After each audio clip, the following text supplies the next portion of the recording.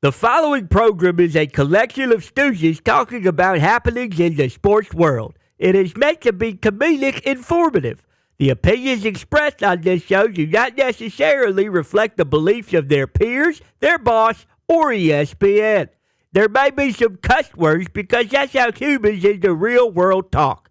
If you are young, please seek permission before watching any further. Hey. What? Let's go! This show stinks, and the fact that you listen, we are very, very thankful for it. McAfee on the line with a gorgeous assist. The all-time leading tackler for the Green Bay Packers. You pink! Stop! Damn it! Be a friend, tell a friend something nice could change their life.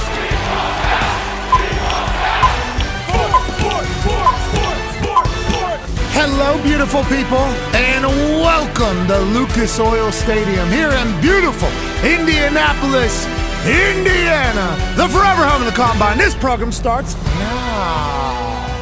Combine! It is magical, as is that particular jib shot from Scott. That was different than any he had done before. The Louisiana man can sense that there might be some Gator nuggets on the way, as this is our last day here at the Combine, but it will obviously continue through the weekend. Today, it is the tight ends in the secondary working out on the field while others are bench pressing and meeting behind the scenes with teams and medical and you name it. It has been an absolute blast to be down here all week long. Now, we've been hearing a lot of things, as I assume a lot of you have. We'll certainly chat about that. We have Michael Lombardi, the general manager of UNC, that'll be joining us at some point in the first hour. In the second hour, we'll have Brandon Beane joining us. Now, there might be some surprise guests, and there might be some stop-bys, and there might be some magical things that happen during the show from what we are being told. Now, it's not just me. Obviously, I'm here with a great group of lads.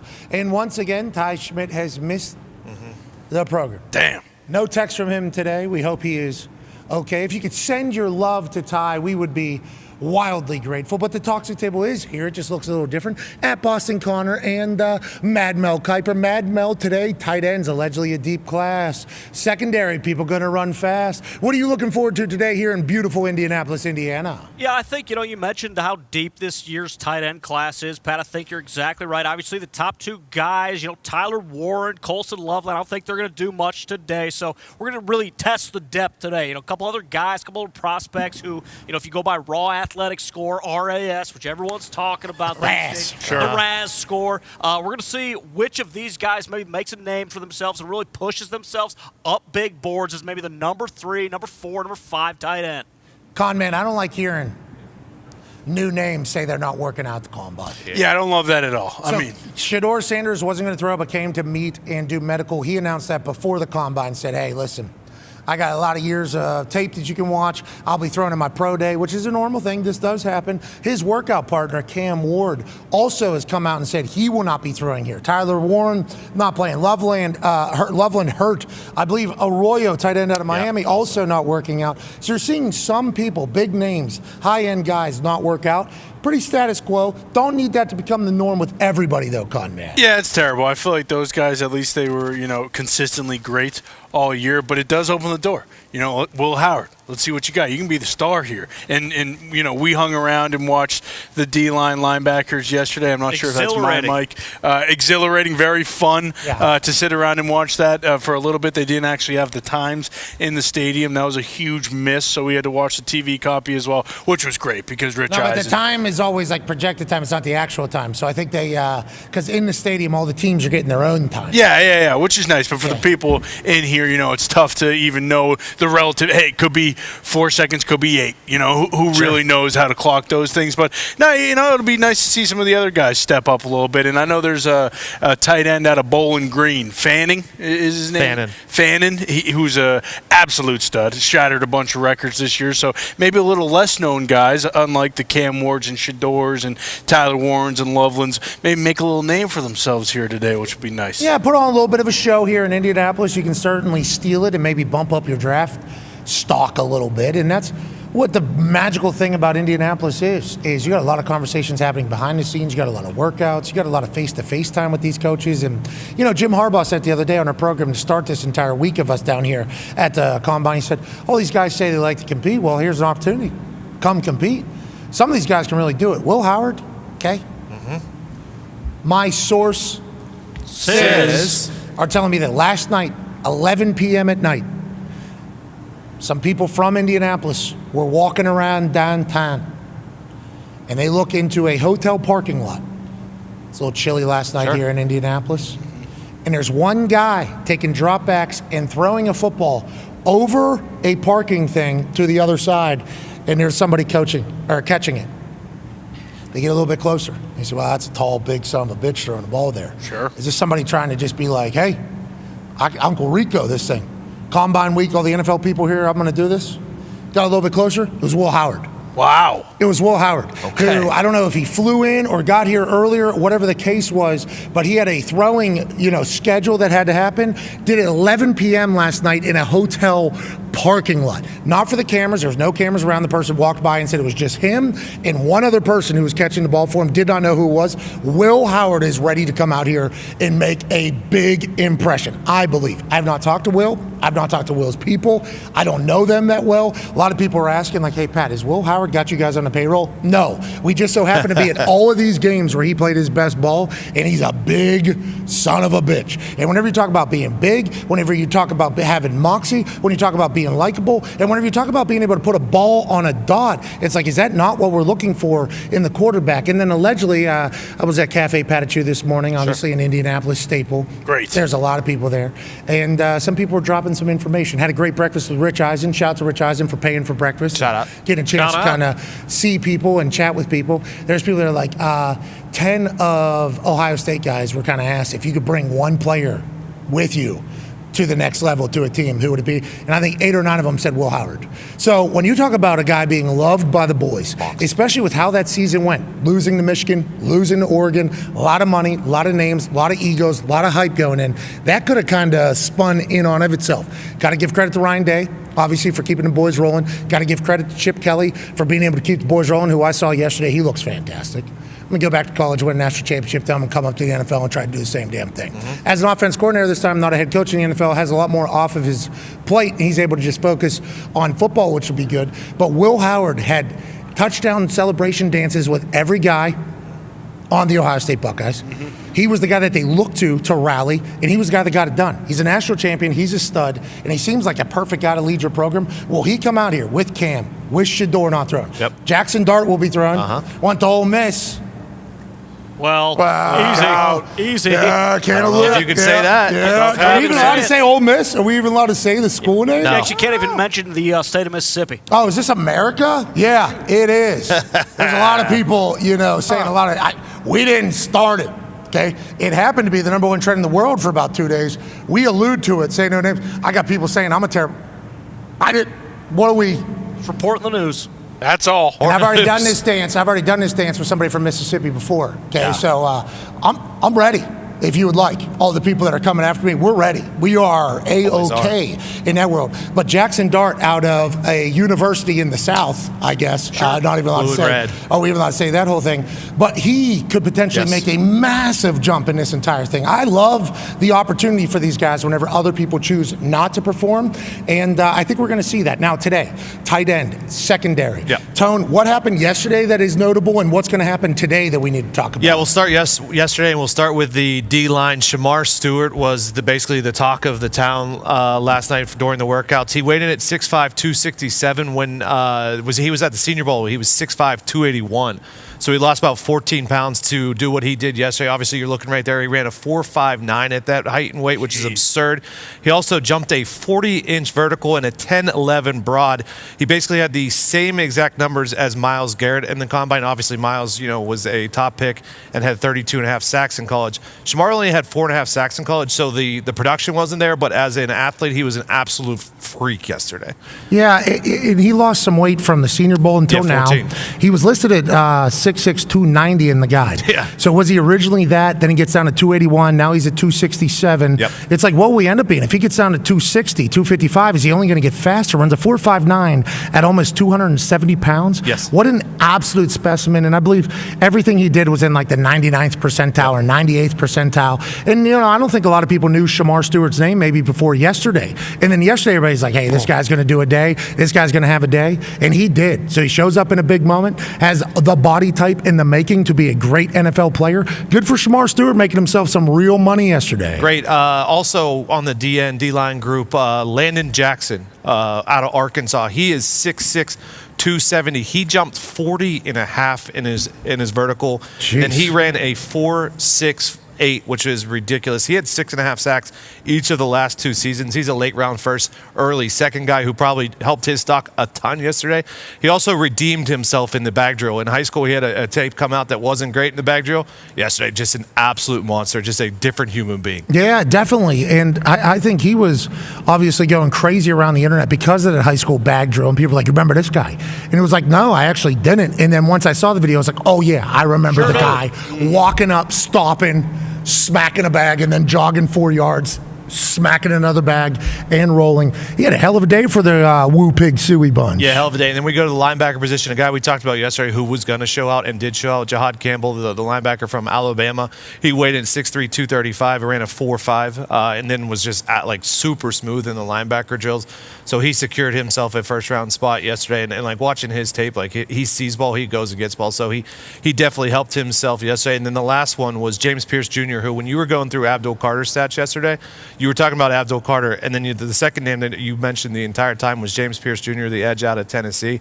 He had 17 sacks the last 2 seasons. He ran a 4.47 yesterday at 6'5", 245. So I think he solidified himself as the number 2 edge to probably come off the board. Somehow everybody's getting faster, bigger, and stronger, and it's an honor to watch, all the hard work that has gone in behind the scenes to get to this point. Remember, we're just watching these dudes do these things. The amount of hours and early wake-up calls and strict diet and everything that has gotten to this point, absolutely bananas. Congrats to James Pierce Jr. Let's go back to Jihad Campbell, because I was watching all the workouts last night. I think they went to about 10:05, 10:15 last night. Damn. Late night last night. And I was watching the entire thing.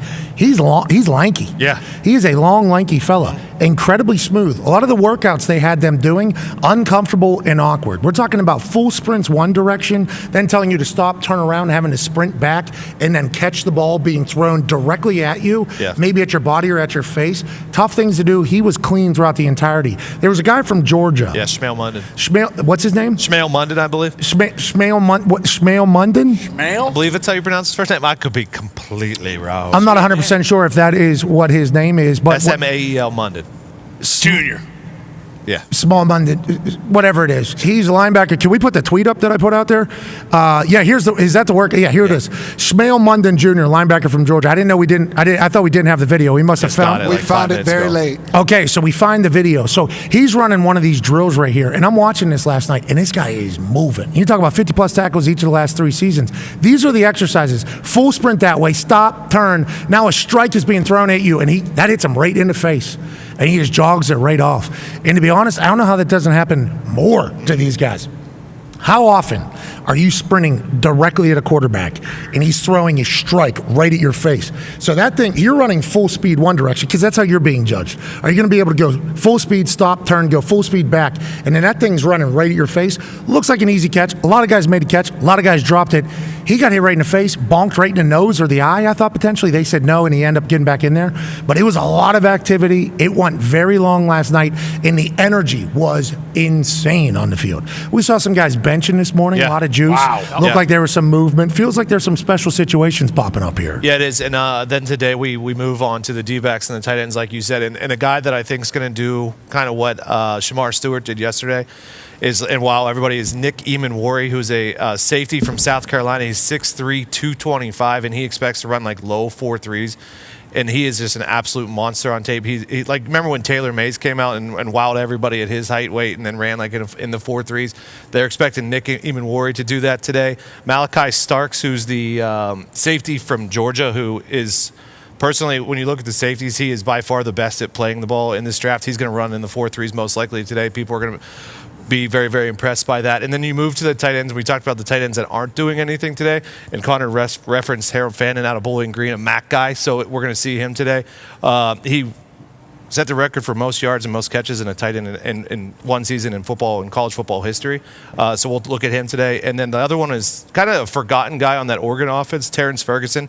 tight end. He said he's going to run very well today. He's 6'5", 260, so if he moves well today, he's also going to move up. Okay, so Terrence Ferguson, obviously, that Oregon offense is what it is. You know, with the way they move the ball and everything like that.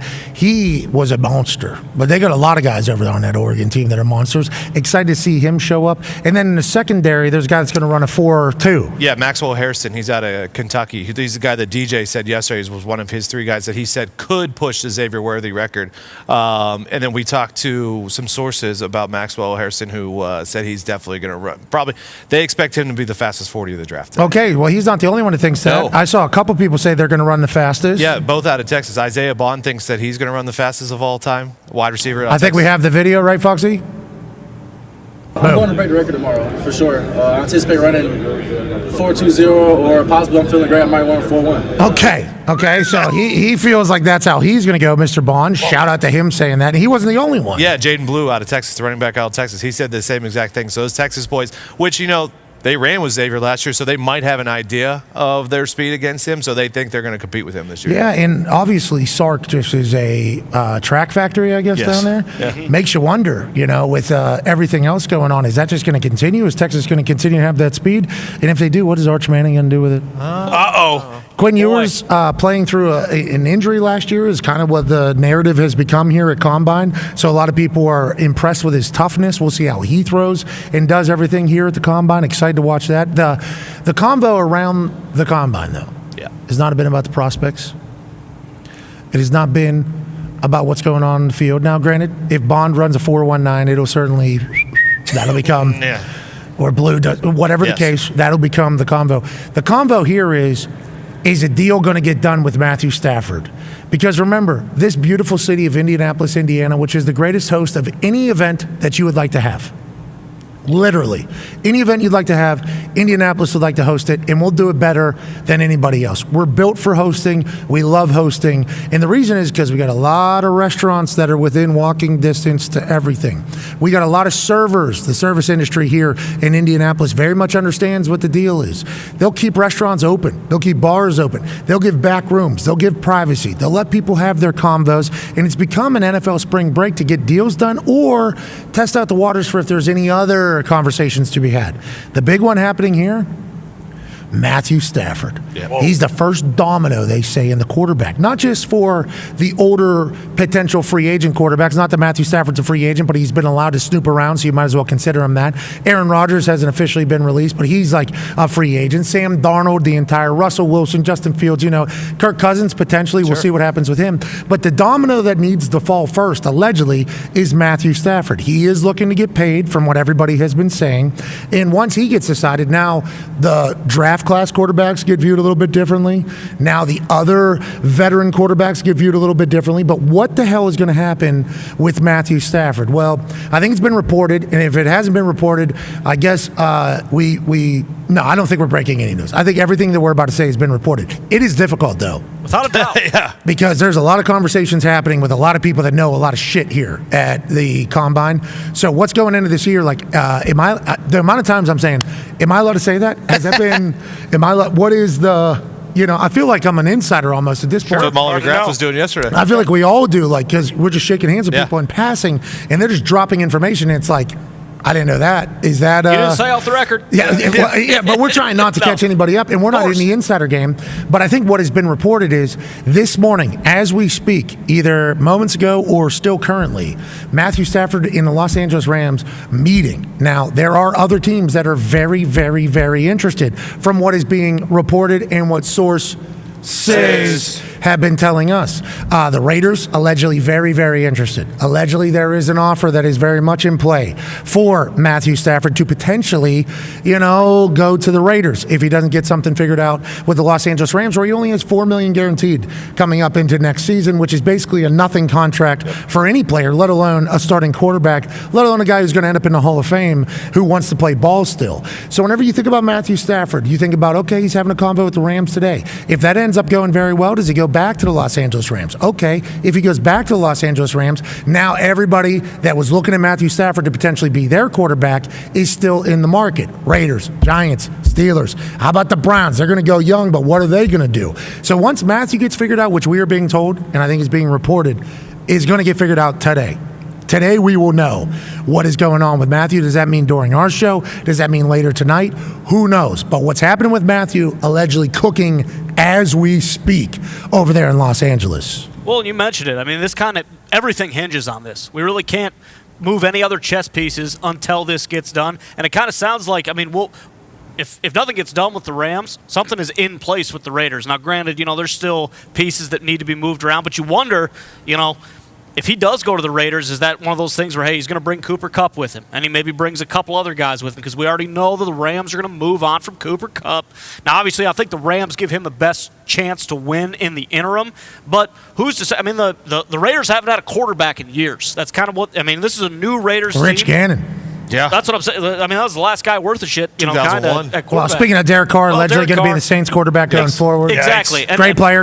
He was great, but obviously didn't have the type of success. So it does kind of feel like Matthew Stafford, he might be one of those guys where if he goes to the Raiders, who's to say that he doesn't turn them around, right away? Obviously, we know the Rams want him back. It's all about the money at this point, but we'll see what happens. You get a couple suitors out there kind of tickling your taint, and maybe you don't decide, hey, I want to go somewhere else. Yeah, there is a chance that happens, Con. Oh, yeah, it's very plausible. And it also sets the draft. Like when you're looking at those top 4 picks, two of the teams you just mentioned, the Browns and the Giants, they're both in the top 3, and those are kind of the quarterback needy teams still. And, with the Raiders, you would think, sure, they could go get Stafford, they can get Kupp, but I wouldn't rule out them even drafting the quarterback after that, because Brady is probably one of the loudest guys of, hey, sitting behind someone and learning and being able to see that. Obviously, him and Bledsoe, Rodgers, and there's been guys who haven't done that and have had a ton of success, Jaden Daniels, but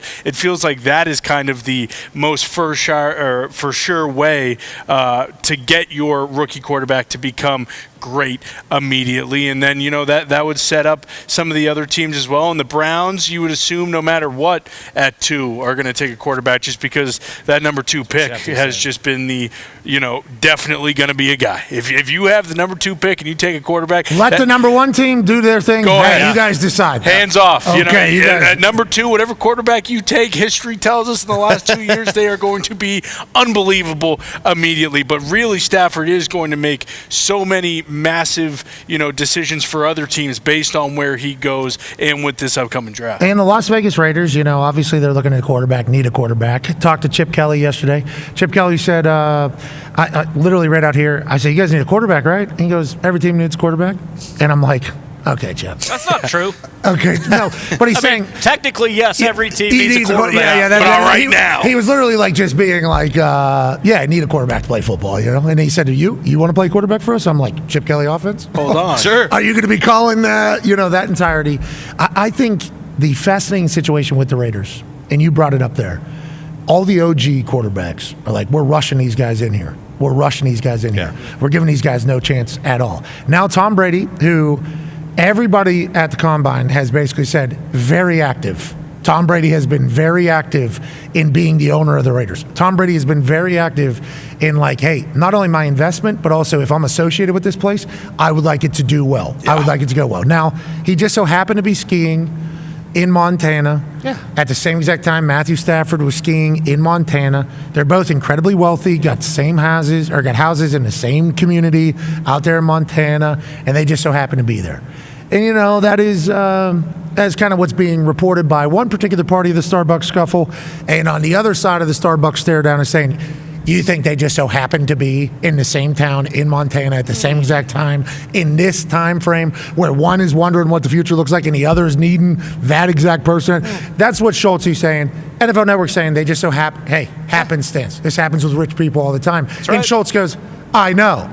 I've grown up in the rich world, but there is always... So that has been an argument, but I think what hasn't been said is that they didn't meet when he was out there, that they didn't go skiing together whenever they were out there.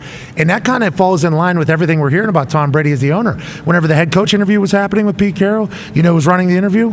Tom Brady. Whenever every other interview was happening around the building, you know who's running the interview?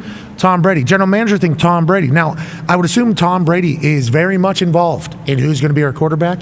And I think that is why whenever PFT and Florio reports, like, hey, there's common ground in Vegas, it's like, yeah, because Tom Brady's quarterback understands quarterback situation, understands exactly where Matthew Stafford is whenever he went down to Tampa. And he can also tell Matthew, who's looking for a massive paycheck, allegedly is what being said. Now, there is 9 figures on in an offer sheet somewhere allegedly for Matthew Stafford in this entire thing at this stage. Congratulations to him on that. But Tom took like $25 million guaranteed to go down there to Tampa to build up a team and win. It's like, what is he saying versus what other teams are saying? What does Matthew Stafford want? How's the meeting go this morning with the Rams? I mean, there's just so much to kind of go into it all. And all eyes are on the Georgia Bulldog, Matthew Stafford, draft class 2009. Ooh, you know something about. Yeah. You mentioned it. He got picked 221 picks ahead of me. You knew that, Mad Mel. Well, without a doubt. But, and a lot of people said, hey, maybe you should have, been a second, third round guy, and they just didn't give you the opportunity. Didn't look enough tape, maybe didn't get eyes on you. I didn't get invited to the combine. Bingo. I didn't get invited to the combine. Thanks, Mad Mel. Not my decision. No, that's not what I heard. How many combines have you done? Every single one of them. Okay, so. Not my decision. I'm not inviting guys. I'm not. Oh, so you don't have any say? Well, do I have say? Do I not have say? I mean, that kind of, that's something we don't need to really discuss right now. You mentioned the money situation, though, with Stafford. You don't want to phrase it like all he cares about is money. Obviously, he's a quarterback in the NFL. He has a Hall of Fame career. Exactly. But you talk about those situations. Let's look at the tax situation in Vegas. A little bit different than the tax situation in L.A. A little bit different than what they're reporting about, the New York Giants saying, hey, 90 to 100 mil guaranteed right when you come here.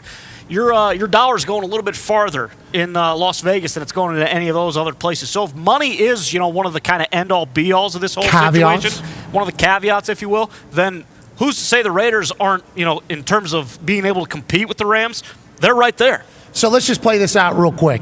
Matthew Stafford goes to Raiders. That means we assume Aaron's going to be in conversation with the Rams. You would assume that is how that is going to go. Darnold probably too. And then Darnold probably in conversation with the Rams, with anybody at that point. And then now these other teams that are at the top that need a quarterback, they have to start saying, okay, do we dive deeper into the rookie quarterbacks now?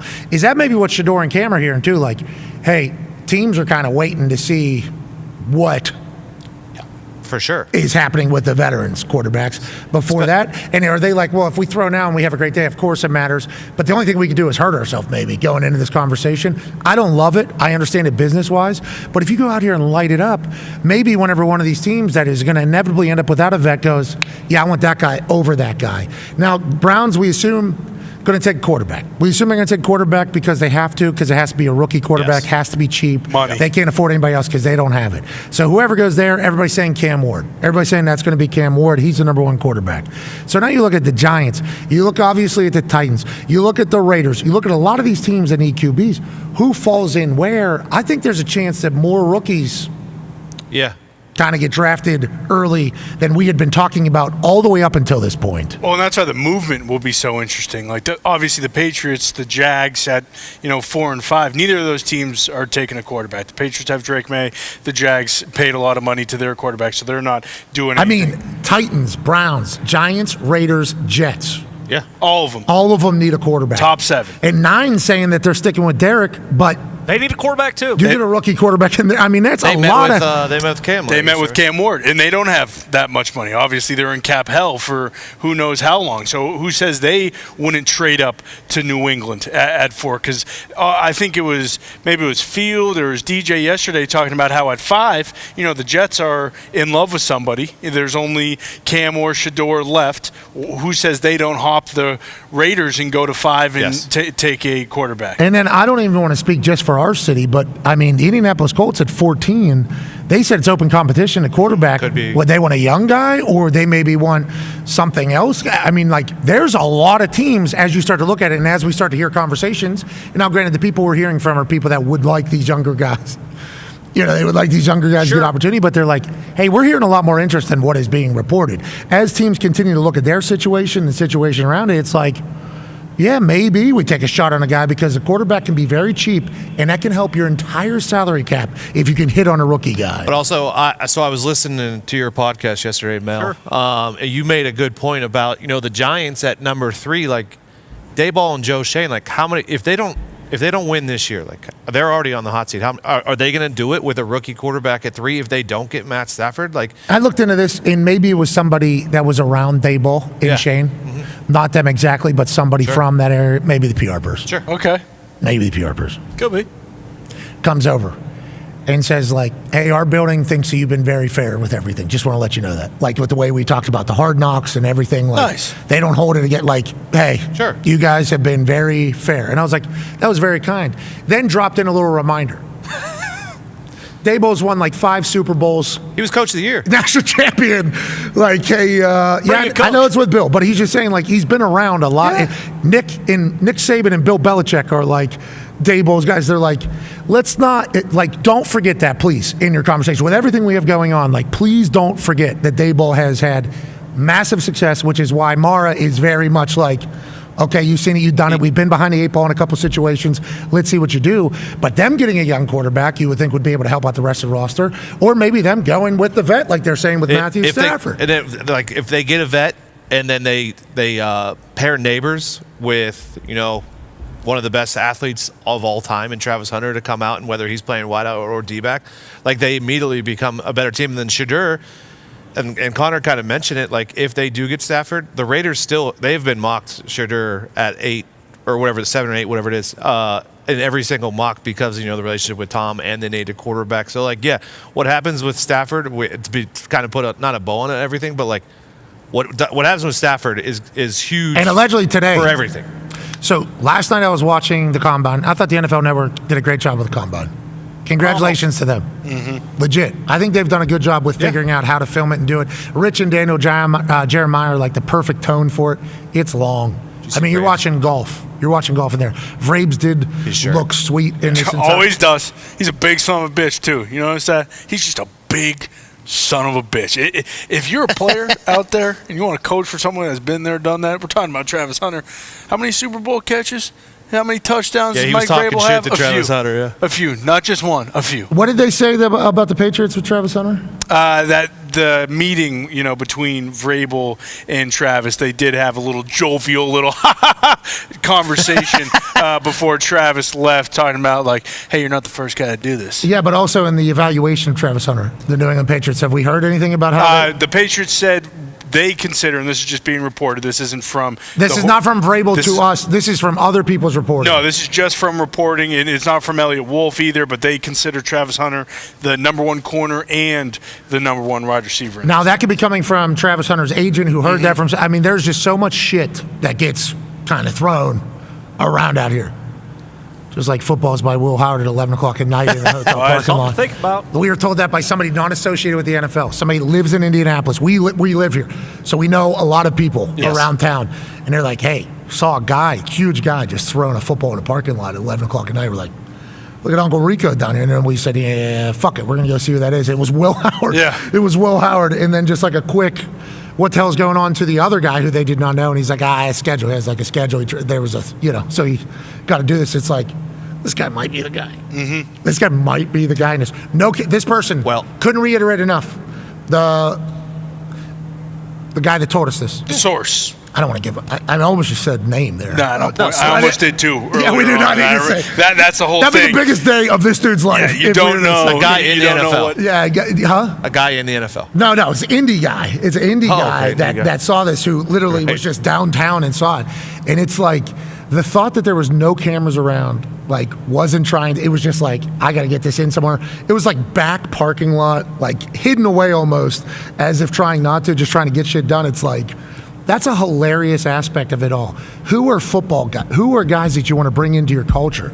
It's like, if you listen to Cristobal down in Miami, Cam Ward, definitely a guy you want to bring in. He said he flipped that entire place on its head, was an incredible leader. Shedeur has it in, like everywhere Shedeur's gone, team has followed and gotten better. Incredible toughness, obviously able to do the entirety. Jackson Dart's beloved, we believe, down there in the school in the South. Oh, yeah. School of the South. Sweet potato pie and wool. Yeah. We'll Shut shut him him up. up. We should probably put a line through that. Yeah, I don't even know if we're allowed to have that on the graphic underneath Jackson Dart. You don't say names, and people still. I mean, Lane Kiffin's team. There's been a lot of things.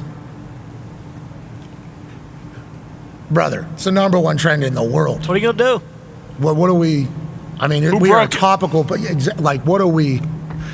And I think if you listen to the entirety, there's some empathy there at the end. Oh, yeah. Yeah, and the whole situation, which we certainly have. But with that being said, made a football point. Not ready. Just want to let everybody know. Right. No names. Alluded to a very, very, very, very, very, very, very, very, very viral news story. Dots. Tied it in. He's alleged. A couple times. A lot of times. Because we learned our lesson. Because we've danced this dance before. Yeah, it's not our with first. a Mississippi person. We've done this entire thing before. So, I mean, we hate that the situation happened, but it did. Sure. And it's like, we didn't create that. No. It's like, we report the news. Not our nonetheless, puppies. he's beloved by his team. You watch the Yes. Jackson Dart is beloved by his team down there in Ole Miss. It's like all these guys seem like guys you want to get in your building too, which would be great for an organization. And I'm excited to see if this draft class has a lot more winners than it does losers, because there's next to no hype. But the reason that there is no hype is maybe because these guys are just boring team guys. Like maybe these guys are just boring team guys in this entirety. I think a lot of it has to do with, the quarterback class last year was just so good too. And, Yeah, they don't think those guys, like just by watching tape or whatever, are those guys yet. So it's like, hey, it's a down year, so they don't have the hype or whatever. But, when we were talking about the Raiders, they do have a new OC, and you talk about Will Howard. Like, could that be – it doesn't feel like he's going to go number 8 over there, but could it be a second-round thing maybe. for the Raiders?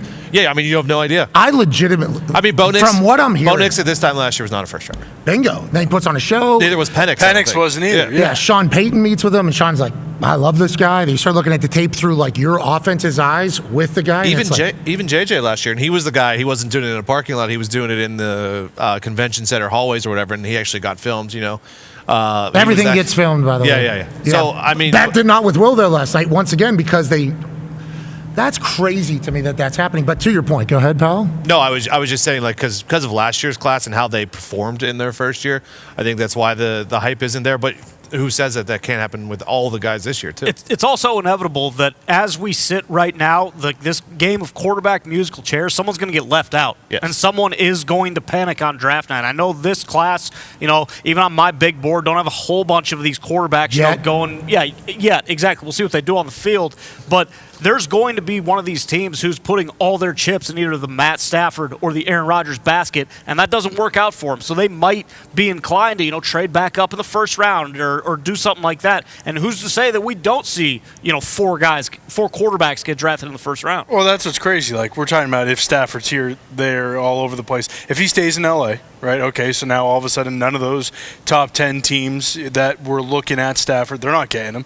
Let's say because of the Aaron Rodgers situation, who knows if teams want to do that, because at least with Stafford, you got 4 or 5 years. He's still playing at a playoff level, Rodgers, although we think he's great. That it didn't go well for the Jets. And then looking at Darnold, what if he stays in Minnesota? It's like there's so many, the musical chairs. Last 2 games with Sam Darnold. They were tough. And that might have hurt. Isn't that crazy? Might have hurt his back. $75 million. Yeah, and it wouldn't really make sense for him to sign a massive deal in Minnesota because, KOC's KOC. Say what you want about J.J. McCarthy. If J.J. McCarthy isn't great, KOC's going to make him great, okay? No matter what. That's why you have Justin Jefferson and T.J. Hawkinson and Aaron Addison, and maybe Aaron Jones comes back. Like, that situation seems set up for any quarterback. So it might only be Sam Darnold. And then all of a sudden, it's like, okay, well, the Giants and Browns, they're not probably going to move. They're probably going to stay pat. So do the Raiders then go get Darnold? Do the Raiders then, try and move up to 1? Because that's another thing with the Titans. Like, we're talking about the Titans like, well, they're probably not going to take a quarterback. What the hell are we talking about? Okay, we all watched the Titans last year. They still need a quarterback, and this is a new GM, and we've seen it with new GMs. You've talked about it all the time. Like, those guys want the stamp on their own team. And sure, like, they have, I think the Titans are praying to God that somebody really wants one. Yeah, for sure. Joe, because they probably want to. You talk about new team. Like, exactly. And maybe they take, Abdul Carter, who is, generational, as we say, even though he's got a foot injury. Who knows? No. So, one team said, or we don't know how many teams, maybe 2 teams said, but there's 32 teams that are testing that foot out. And he woke up the next day, and I would assume another team's medical said, we assume this has been this way for a while. Well, and only the Titans GM or whatever was the guy that said. He didn't even say him. He just said a lot of people hate that generational world. Hate it. But you never know. Yeah, correct. Somebody could be. Is Adam Vinatieri generational? Yep. You would say that? I would say, right? You think whenever he was coming out of South Dakota State, go big, go blue, go Jacks, anybody was saying this guy's going to be generational? No. I don't think so. You have no idea. That's the thing about the draft that we have to remember. We need to remember this. And we talk about this on draft night a lot because we have 6 hours to do it. Mm-hmm. It's like a lot of these guys are going to suck. Can't wait. Okay?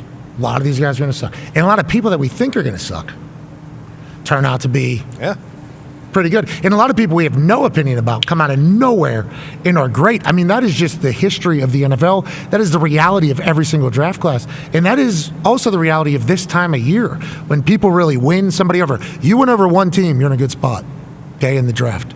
You win over 2 teams, much better spot. Now, granted, you win over 3. This is just like business. Anytime you have more people interested in your product, you're going to have a run-up offer. You're going to be able to do that whole thing. But all it takes is one. Atlanta Falcons with Penix. They were the ones. Mm-hmm. They said, we love this guy. We just paid a guy. We don't care.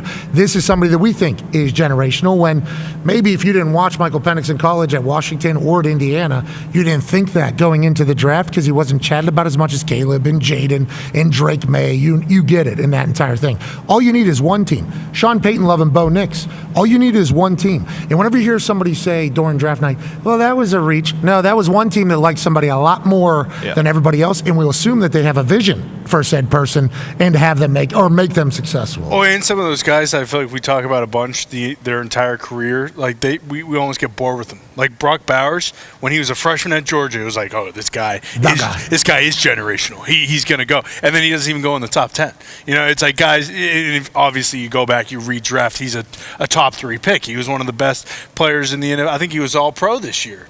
What was he? Was he one of the first and second teams? He set the record. He set the record, yeah. Like he set the all-time record for rookies. And it's situations like that, like with Tyler Warren, you think about. It's like, hey, this guy was so good at football, but he's not going to do the combine. He's going to do his pro day, and he's doing meetings and stuff. But, like, who says he doesn't drop? And then in October, it's like, how was Tyler Warren not a top 5 pick? Why wasn't he talked about as one of the best dudes? And then, you mentioned, too, some of these guys that are going to suck.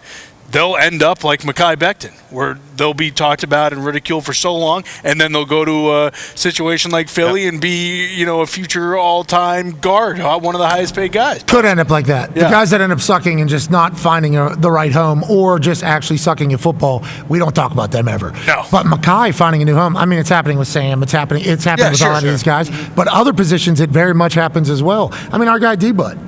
Our guy D-Buck gets drafted 3rd round, 2nd round? Second round, New England. Top of the second round. Yeah, top of the second round. First, late, whenever his pick is traded on draft night, they go, it's basically like an end of first, like if you were about to do this conversation. Goes to New England, okay. Goes to Carolina, okay. Comes to Indianapolis, perfect setup, and he's at the perfect time of his career. So there are some people that maybe need to find their spot and go off. It's like... But there's going to be guys that we don't expect to be Hall of Famers out here. Oh, yeah. And you talk about Tyler Warren. It's like, wasn't he there? He was there. He was their offense. Yeah. And it's they didn't have wide receivers. I wonder why or what the convo is going to be about him, especially with the importance of a tight end in an offense. Yes. I mean, if you look at how important that position has become to the sport of football, feels like the tight end should get a lot of shine, which today, big day for that. Okay, speaking of things that would no longer shine, the chains. Oh, no. Yeah, Chain Gang is back up officially and dead. Good. Mad Mel, we're about to have a moment of silence for the Chain Gang. Fuck it. Chain Gang sucks. What?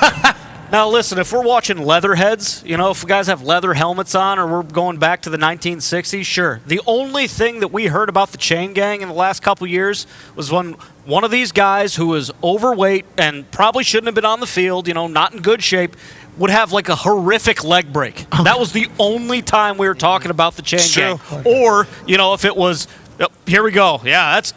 I mean, what the hell? This is a multi-billion-dollar league, and we're getting a chain link fence and bringing it out. Like, what the hell are we doing? Don't we have the technology where we can finally move past this? Well, the strength of the chain is obviously the strength of each individual link. And every once in a while, when one link starts dosing with another link, it causes an absolute logistical nightmare on unknotting the chain. Now, I do believe it has lost a lot of its luster since this defense offense. I don't know, Jingo. I know. Look at his face. I know. Hey, Jack, you're going to be coaching in Europe, pal. A little bit of a dust up here. First time. Jason Garrett goes, hey, how about it? Now, the issue with it all is, and that's a tush-push play there that is also being discussed, obviously, at the entirety. But a little bit deeper into this tush-push play is the spotting of the ball. Okay? How are they going to spot the ball? Well, they said that they're going to use some sensor now. Okay? So chain gang's out. They're going to use some sensor. This was pitched last year.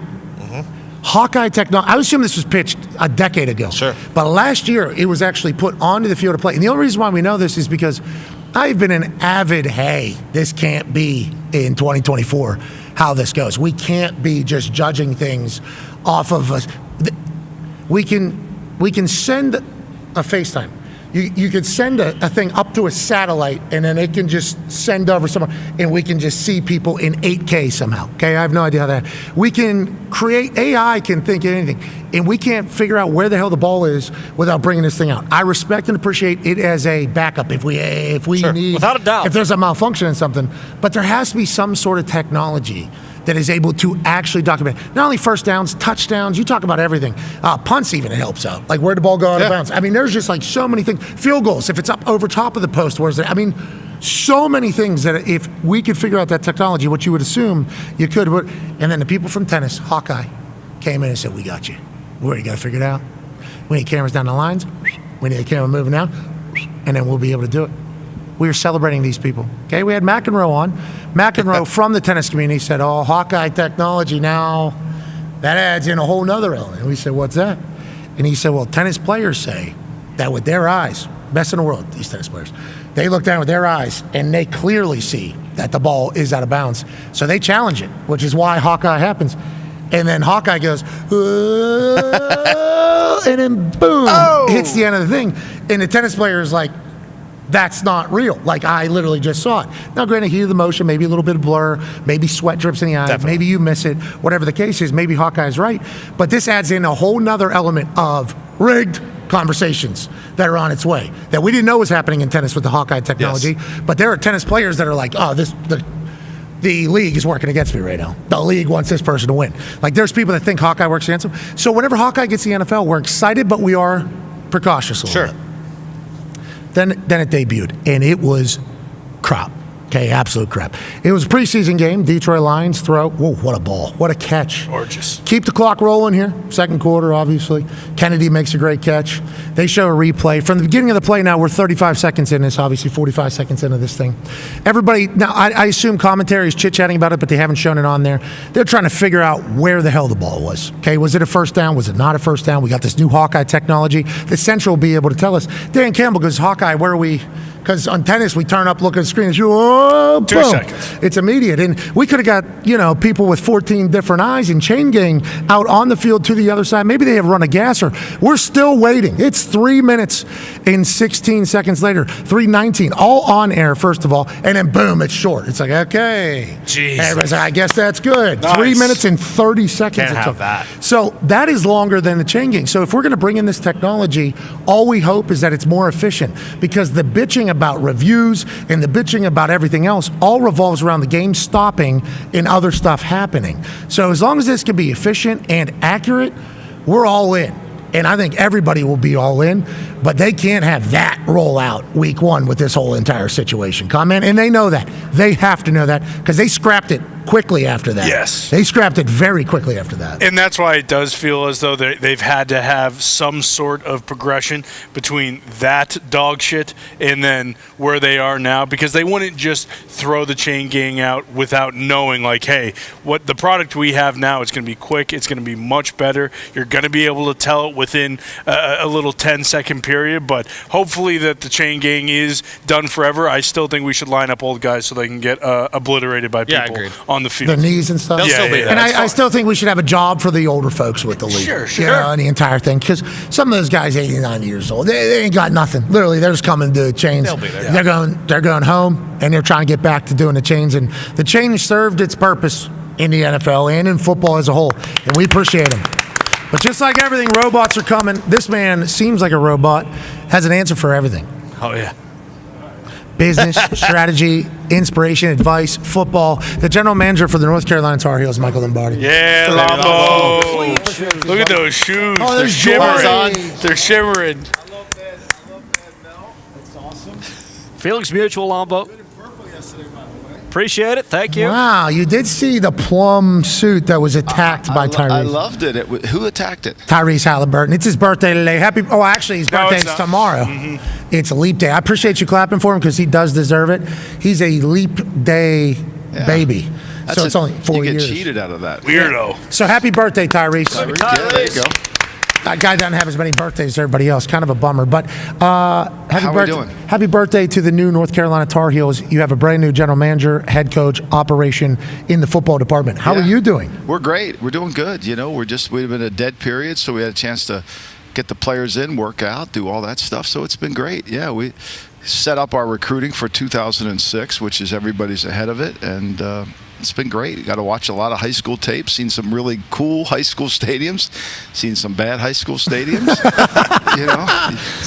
Texas, I got to tell you, Texas high school football. Love ball. Oh, man, those stadiums are incredible. Yeah. You know, we need a little bit more of those in some other cities, but it's been great. I think the game will continue to do that in other places, and there's a lot of great high school states, obviously Pennsylvania, Ohio, Florida, Texas, California, Georgia, Louisiana, I think has some great, South Carolina, and I'm sure there's other states that I'm missing. Montana's got some guys. Montana's got some guys. We watched a kid from Idaho the other day. It was great. Yeah. So you loving it? You loving the process? I absolutely love it. It's great. Everybody says, well, how are you dealing with it?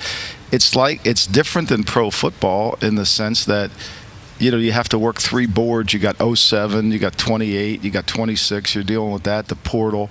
But it's a lot of fun, and, it's the same thing. I mean, when I worked as a GM, everybody wanted more money. Everybody lied. It's the same two things that happen. Everybody wants more money and everybody lies. So it's good. Let's talk about that process of you being an NFL general manager. You're back at the Combine. I know you just landed. Thank you for making time. No, I love Will you be able to stick around with us after the break too? Sure. Okay, absolutely. sweet. So you'll be able to talk to us next hour. We'll get a little bit more Lombardi convo. But you come to the Combine. Is it glory days feel thinking about the NFL stuff, or what are you here doing right now specifically? Well, there's so many people here. There's so many contacts that, from my time in the league that you want to reconnect with because they're going to have players too, in terms of what happens with the portal. So you want to be able to really it's about maintaining the relationships you've had with these agents that I haven't had since I was doing media. So I want to reconnect with them, and everybody's here at this place at one time. I had a bunch of fundraisers to go to this week for our North Carolina folk, and so I couldn't get here until today. But that's the best thing. This is the best meeting place for everybody. I mean, there's more action happening at the hotels when I worked in the league than there was actually on the field. Okay, so let's talk about that a little bit more. Matt Rule said that the general manager for his team, the Nebraska, when he was with us yesterday, he said, I'm here, and he is currently meeting with the agents and stuff. And it's the same agents for NFL guys that there is for high school guys? Yeah, pretty much.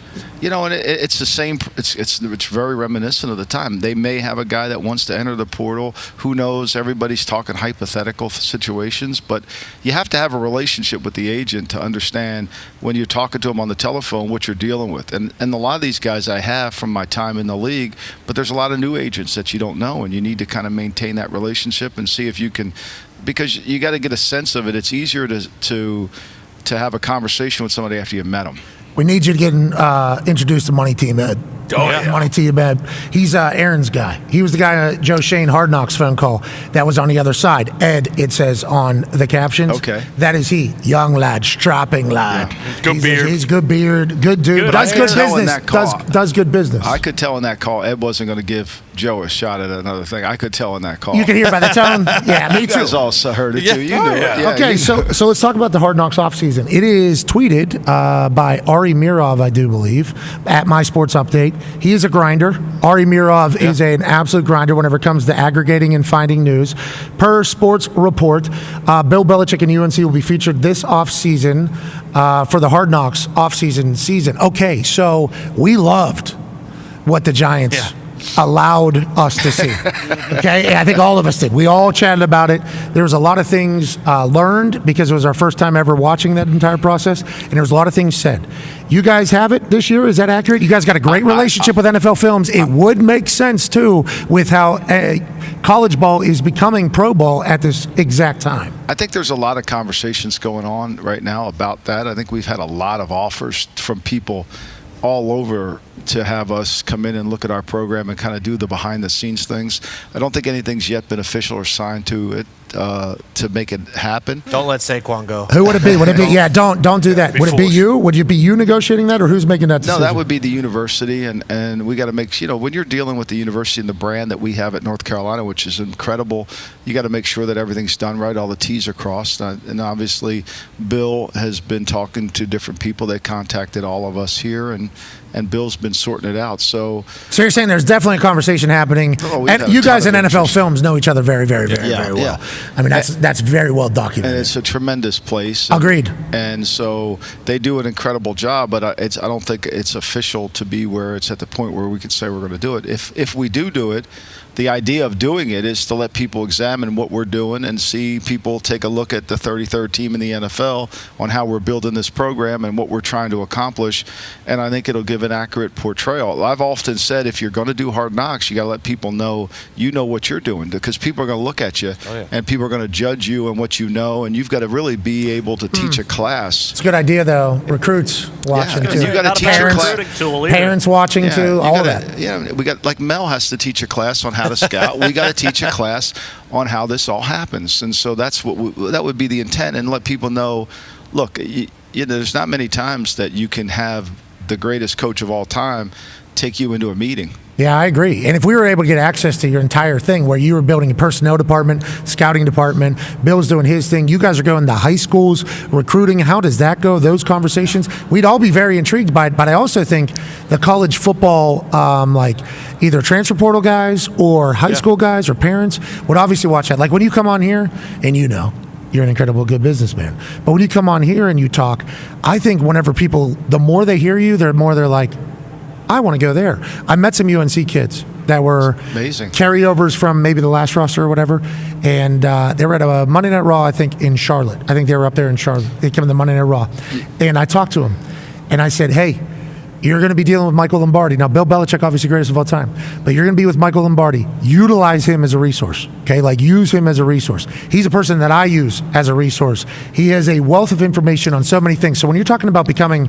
a man and leaving college and being a better person, like, your experiences are all like a weapon as well, I think, personally, for the right people that are looking for that type of stuff. Well, I appreciate that, but that's our job, is to take these kids from being, everybody thinks college football is amateur. It's no longer amateur. They're all getting paid some form of compensation, and the key is to teach people how to become no longer an amateur to become a pro. That's the key. When you wake up in the NFL in your first year as a rookie, you have to learn how to be a pro, and if you don't know how to do that, you get caught behind. Yeah, I think so, and I think that's why you guys have such a head start. Like when Bill came on and we talked to him about going back to North Carolina, and we're like, you're gonna hate that, aren't you? And he's like, we've done all this before. It's NFL. You guys are treating it like an NFL operation, so it'd be a great Hard Knocks. Whoever gets it and whoever does it, we can't wait to watch. Hour 2 on the other side, live from the Indy Combine. Be a friend, tell a friend something nice.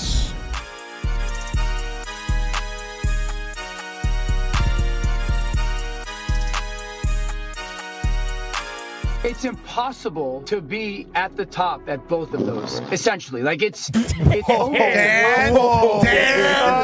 Another farting Dan Orlovsky situation just took place. Danny Dumps. What do you mean? It's unbelievable. Your butt is talking. Okay, I did not fart. Dan, this is 2 times now, Dan. This is the Orlovsky thing. You guys be serious right now, or are you messing with me? Dan, listen to this clip. This is you just moments ago. It's impossible to be at the top at both of those, essentially. Like, it's Dan. I mean, undeniable. You guys definitely just freaking idiots.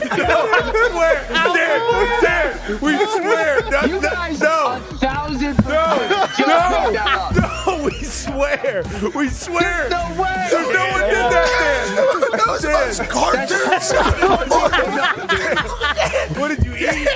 I haven't even ate two guys. Hey, if I were you right now, I'd go grab some food one. My wife texted me. She said, "Oh my gosh, McAfee Show, I'm dead." I go, "Babe, I promise you on everything, I did not fart." Who runs your Twitter account? AB. I do. What's this all about? I would like to know, in that situation where your butthole started talking, what did I do? I'm here to be serious with you, man. What are you, chucking a glass of milk, eating some fruit over there, get you some coffee, get that butthole a little bit more active? I haven't ate. I'm eating yogurt. I have 1,000 text messages right now of people going, "Oh my gosh." I'm like, I just wanted to have like a quiet Tuesday. I don't even know why we're going to have another hour. Maybe we run that clip. Yeah. On loop. We have the video. Shams, let's let you judge here. It's impossible to be at the top at both of those, essentially. Like, it's...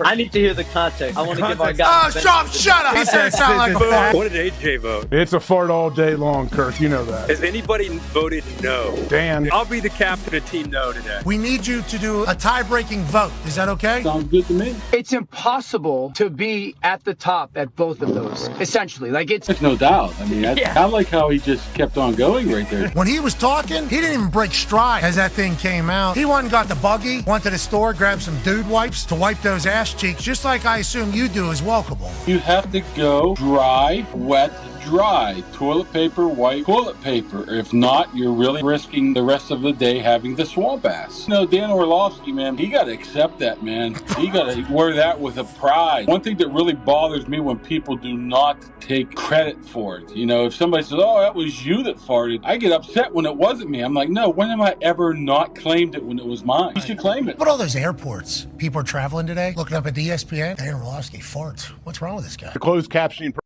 The following program is a collection of stooges talking about happenings in the sports world. It is meant to be comedic informative. The opinions expressed on this show do not necessarily reflect the beliefs of their peers, their boss, or ESPN. There may be some cuss words because that's how humans in the real world talk. If you are young, please seek permission before watching any further. Hey, let's go. This show stinks, and the fact that you listen, we are very, very thankful for. McAfee on the line with a gorgeous assist. The all-time leading tackler for the Green Bay Packers, you pig! Damn it! Be a friend, tell a friend something nice could change their life.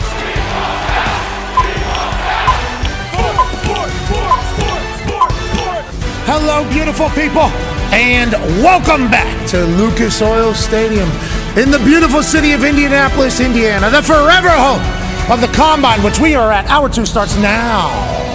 Combine is a magical time for the NFL, for our city of Indianapolis, and for stories to blossom or end in the NFL and in the football world as a whole.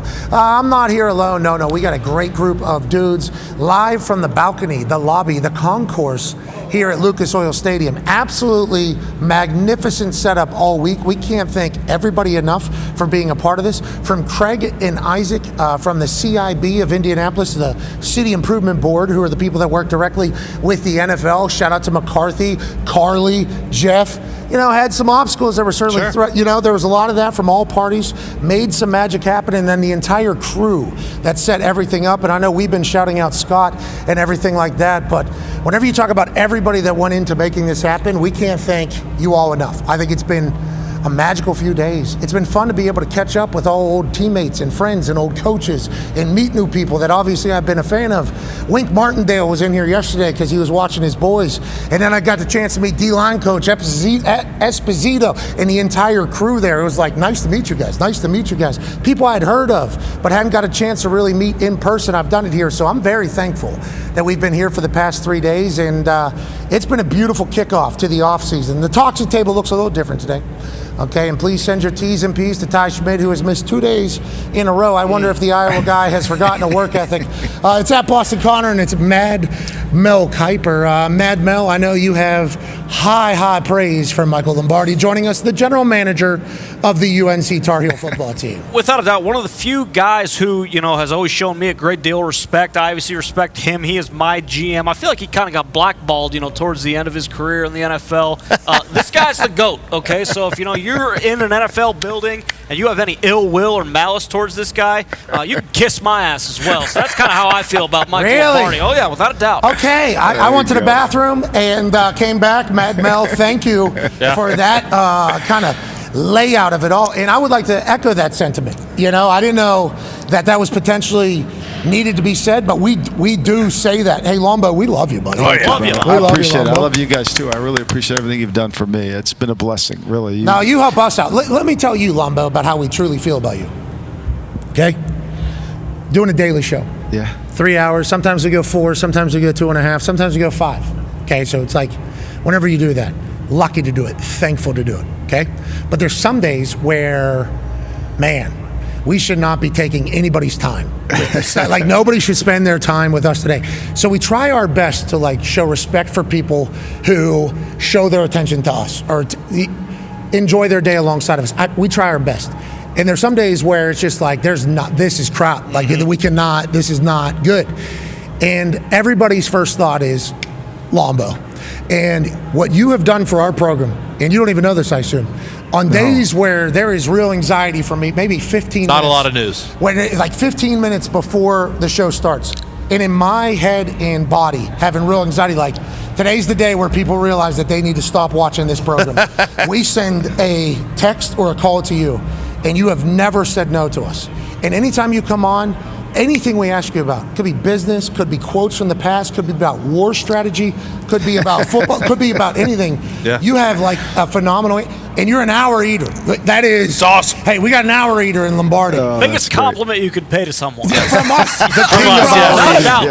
From us. So that is how we feel about you. That's very nice of you. We absolutely love you, man. You need to know that. I appreciate that. That's very nice of you, and I appreciate being on this show because it really helped my career. It sold books, which I really appreciate. You know how that goes when you're in the book business. But it's been tremendous. I mean, I love doing this. I really do. I know Chuck wanted to go back, but I know there's part of Chuck that still likes this and still likes doing this. Yeah, Chuck's not going to be able to stop by, I don't think, in his new position. No one over there.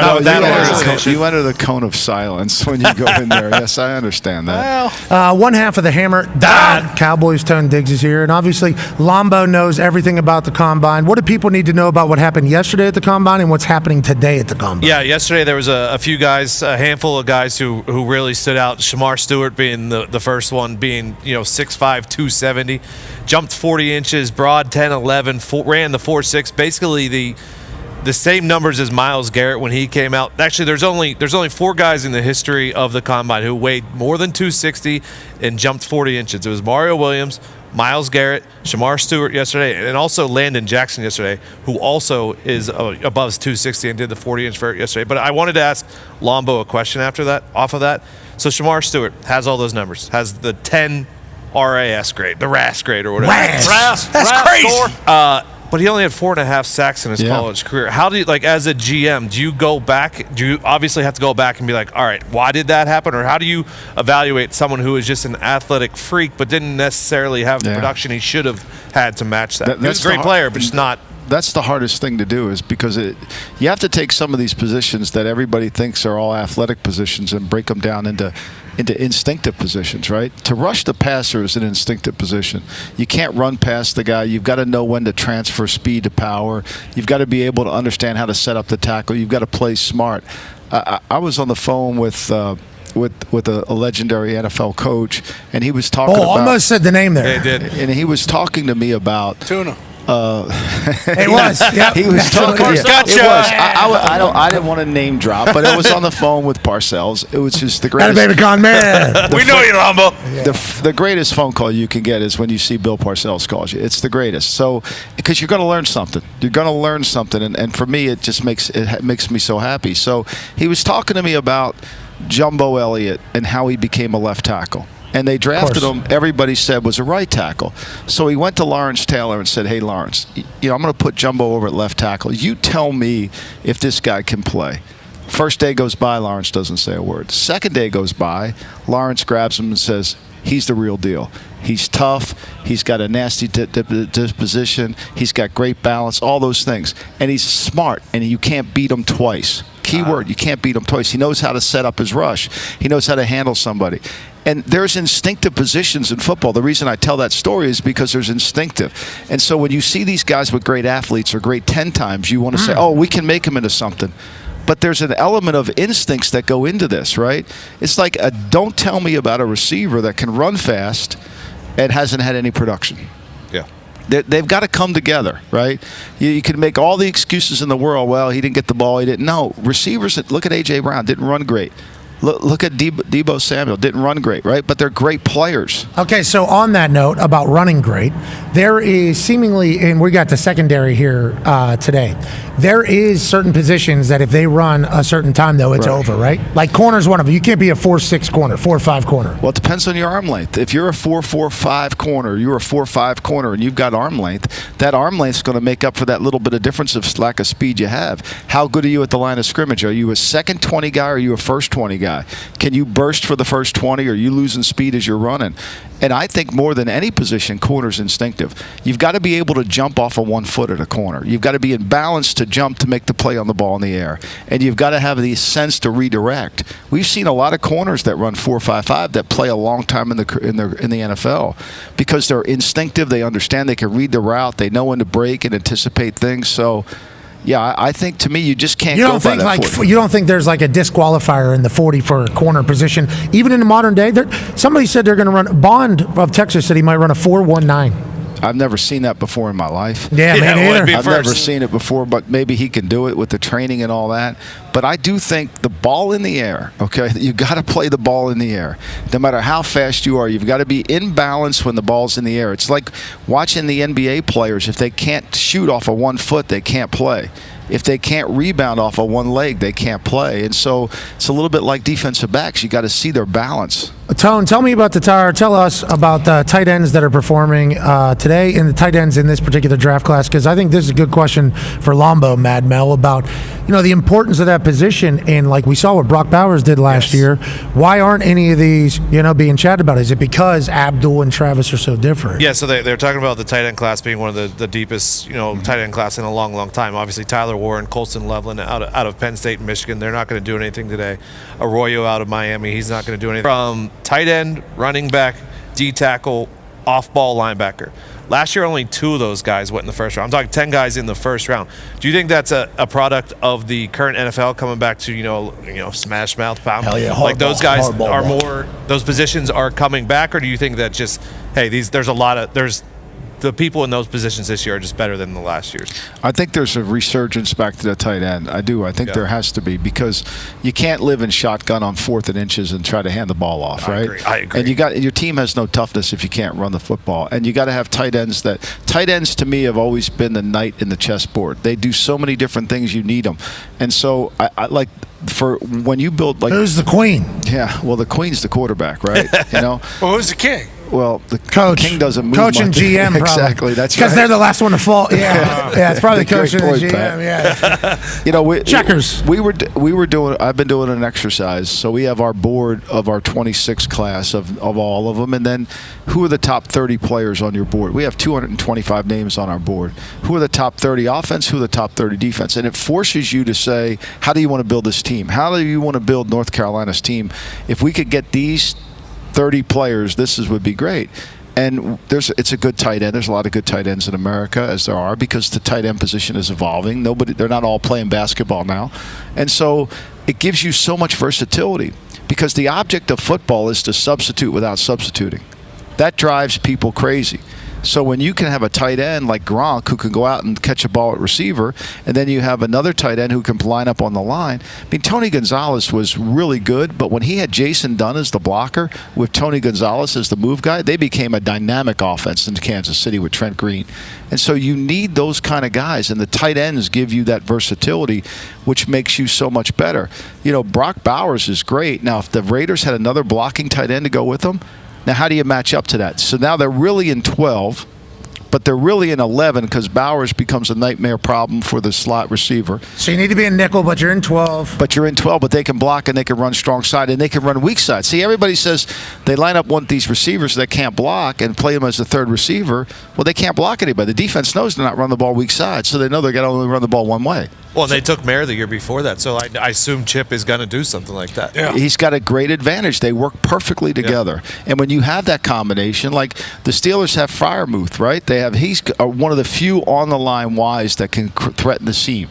So now if they had another motion guy to go along with the way Arthur Smith calls offenses and the way they run, assuming they get a quarterback and all those things, they've got, now you've got an offense that can substitute without substitute. You mentioned some GOATs there. Tony Gonzalez, obviously, Thursday Night Football, we see him now. He has highlights galore and changed the game from the tight end position. Congrats to him on everything in its entirety.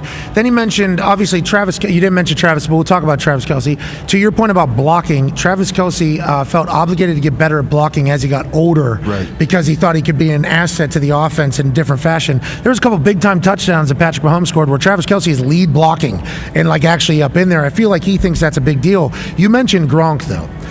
Can you talk about how Gronk was just he was a tackle and he also was a wide receiver? Watching him, he was, he didn't get to play as long, obviously, with injuries, but whenever you're that big, strong, athletic, and great at football, I assume injuries are going to follow you. That's how your career is going to go, and I think he probably knew that, especially going in or whatever, and maybe he didn't, maybe he thought he could defy it, but just law of averages with the amount of hits he took, with how big he was and how he played football was this isn't going to be a 15-20, but it is going to be and he was special, man. He really was. He tilts the field in his favor. You guys are probably too young to remember Mark Bavaro. Bavaro had a short career because of a knee injury. Bavaro was one of the most talented players I've ever seen. He could dominate the end of the line. He could block Lawrence Taylor, rare, and then he could go down the seam and catch the ball. He was remarkable. And Gronk is a lot like Bavaro was because he could play at the end of the line, but he could also run receiver routes. Now, Gronk wasn't – you had Dallas. Dallas, another guy. But I love everything about Dallas Clark. Iowa, Tight end, yeah. His toughness, his juice, his competitive spirit, everything. His quickness was so good, right? Where Gronk was more of an over route, outcut guy. It was deeper routes for Gronk. Not that he couldn't catch shorter routes, but Clark was really good at winning third down routes. Gronk was good at winning down the field routes, and it was hard to cover. Because, again, to quote the great Bill Parcells, even when he was covered, he was open. Yeah. Mm-hmm. Yeah, and speaking of that, man, Cheese, bring it in. Ring of Honor member. Oh, there we Boom. go. There he is. Wow. Oh, yeah. Dallas Clark. That looks great. Yeah, he's a Ring of Honor. Congratulations, Dallas. Wow, Baby Dallas. perfect. There's a quarterback suite? The slow zoom out. Yeah, that's quarterback suite. And Dallas obviously earned that with his years of great football, both at Iowa, where he was a linebacker, I believe, for a bit, and then we are right behind that particular camera right there. But the tight end position is a beautiful one. If you have a great one, and Peyton Manning, obviously, with Dallas, did magical things. And then, but you had Marcus Pollard, too, who could play on the line Y. Pollard was before me, so I never got a chance to watch him work, but you're 100% right. The tight end position is beautiful. But you had Kobe Fleener, and then, what's his name? Dwayne Allen. Yeah. Dwayne Allen was a tackle. Right. He won another Super Bowl with us in New England. You know, because he could line up and play on the line. Great dude. When I say great, Dwayne Allen was I enjoyed Dwayne Allen. Were they same draft class? Yeah. Third and fourth round, I think. Yeah. Or one out of Clemson, one out of Stanford. Yeah. Kobe drafted before Dwayne. And then Dwayne got there, and he was just like a grown man. He put his mitts on. It was just like, and that's it. Right, you ever get any locker room fights? I was going to say, didn't him and Pat Anger have a little tussle in the locker room? I don't know what you're talking about. The butt naked brawl? I thought that might have happened once or twice. Pat Anger put an arm bar on. You know, that's going to happen. That wasn't an arm, he says. No, it wasn't. It might have been DA. It was somebody. Yeah, it was. Dwayne's awesome. Kobe Fleener, though, was very much like a go-getter. Yeah. I'm excited to see what these guys do. Tyler Warren was the Penn State offense as a whole. Connor has a question for you, Lombo. So, one of the things Tone said, the depth of some of the positions in the draft, tight end, D tackle, there's a few others. Does that hurt some of the, middle to top guys that are, maybe not like a Mason Graham, who everyone has in the top 5, but some of those guys that might be, a little higher in the D tackle draft, but because there is so much depth, that teams might wait to take him just because they're not nervous. And then Schefter said this on Wednesday. What does it mean? And I forget, Pat asked someone this yesterday as well. But what does it mean when the 10th pick is very similar to the 35th pick when you're evaluating guys? Well, so you grade every player. And every player gets assigned a grade. And what Adam is saying there is there's only 10 players who are elite. And everybody else is, for lack of a better term, in a cluster of players. And the reason you trade down in a draft isn't because you just want to trade down. You don't have you have this impulse. Is because you're trading to a cluster. You don't know who you're going to get, but you're trading to a cluster of grades that are all the same. So if you sit there and you don't get one of those 10 and you want to pick a defensive tackle and say you're picking 11th, and I'm making this up, and somebody offers you a chance to go to 23 and you still have 5 tackles to move down and they're all the same grade, then you make that trade. And so it's really just about the grades reflective of the board. Mel does this all the time, which is very annoying, by the way. I want to say this. I'm sure he's going to have a question for you, everybody. It's very annoying when all we talk about is this guy's a first rounder, this guy's a first rounder, this guy's more of a third rounder. That's really meaningless because the verbiage has to be attached to the player. What is the player going to do? And so what Adam's saying there's only 10 guys that some teams think are immediate starters. The rest are potential starters. So when you put it in that category, Mel will get mad because you take a potential starter at 11 and you should have taken him at 28, but they're still all potential starters. Mm-hmm. You have anything to say for yourself? Yeah, I mean, sometimes, these teams are they're going to reach. I'm going to have something to say about it. And that's why after the draft, hey, listen, you may think you had a great draft in my eyes. I'm going to slap a C- on you because I got a C.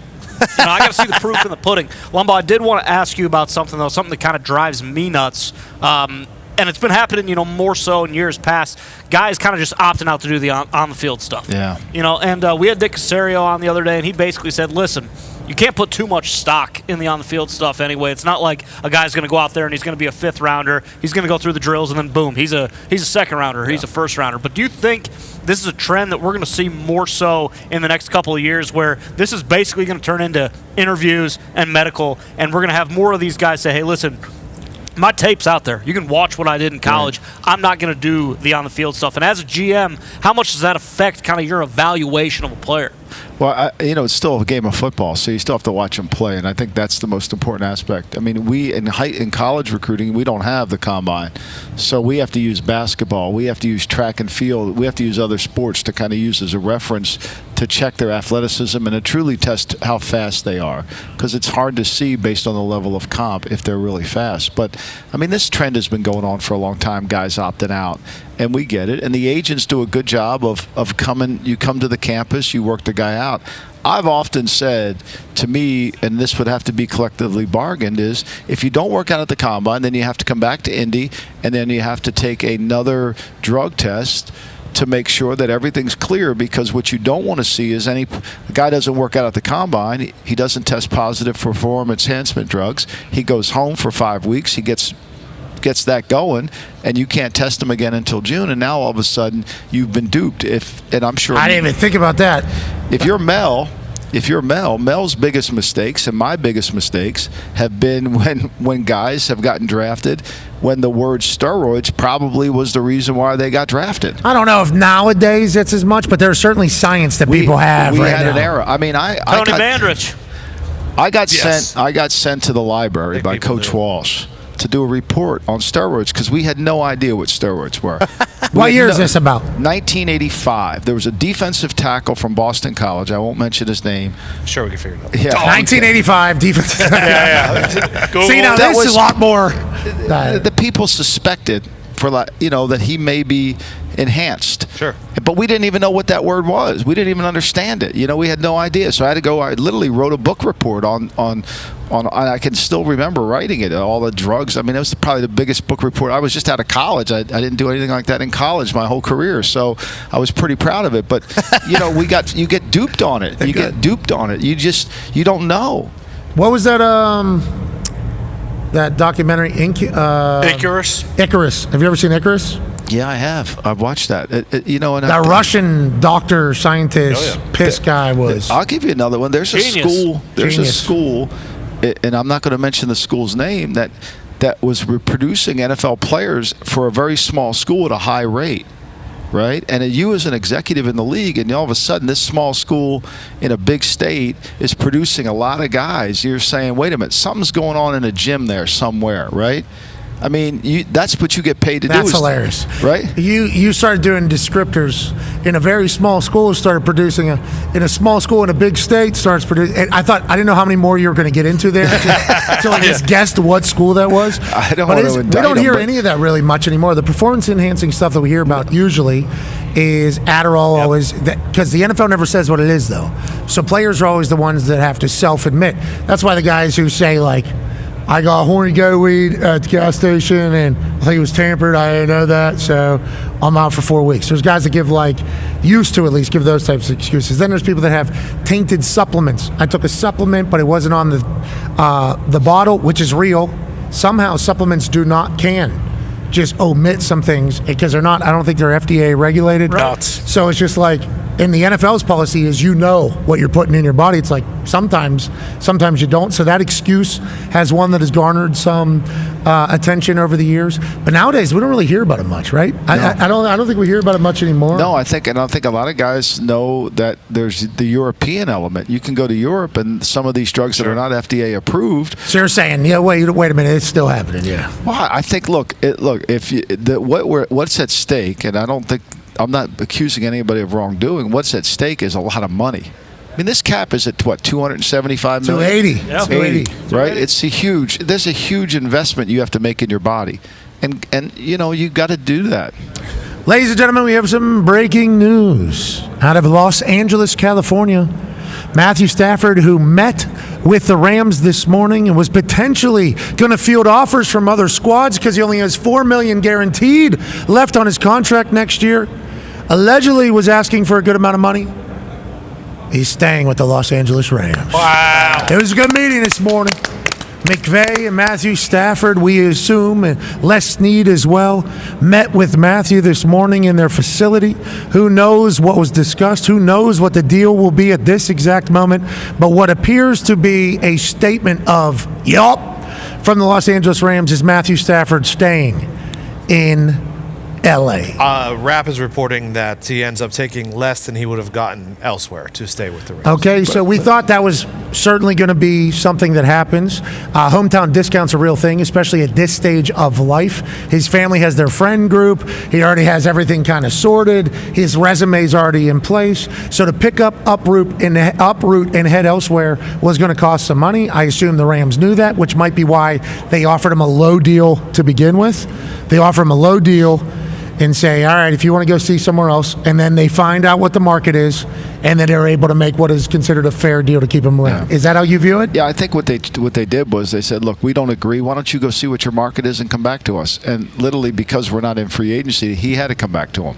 Yeah. Right? And so this wasn't the Joe Shame where Joe had, really was in free agency. So, then he comes back, and now all of a sudden, do you move? Do I take $10 million less to stay here, and I have to move? And by the time you add everything up, and I think from the Rams' point of view is it gave them time to say, okay, where do we get our next quarterback from? Is it Stetson Bennett?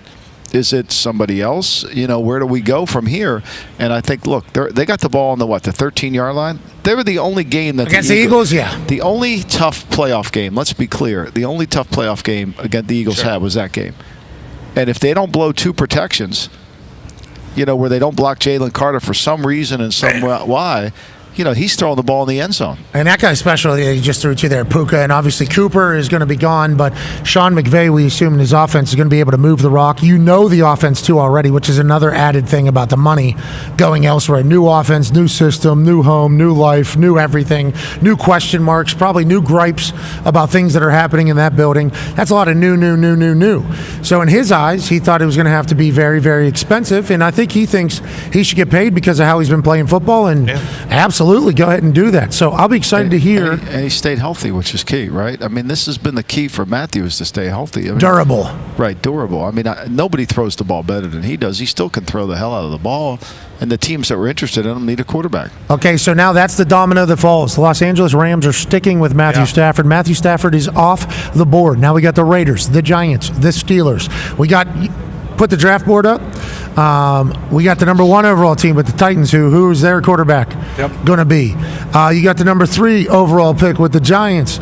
Who's their quarterback going to be? You got the number 2 overall pick with the Browns. They're going to draft a young quarterback. Could draft a young quarterback. Titans could draft a young quarterback. It would make sense. Giants would draft a young quarterback. Would make sense. Yeah. Patriots locked in. Jags locked in. Raiders could draft a young quarterback. Jets could draft young quarterback. So now is everybody's, and you go all the way through there. The Saints, Derek Carr last year, if his could, if they wanted to, they allegedly met with Cam Ward. Niners good, Cowboys good, Dolphins good, Colts could draft young quarterback. I mean, there is a lot of teams that could draft a quarterback.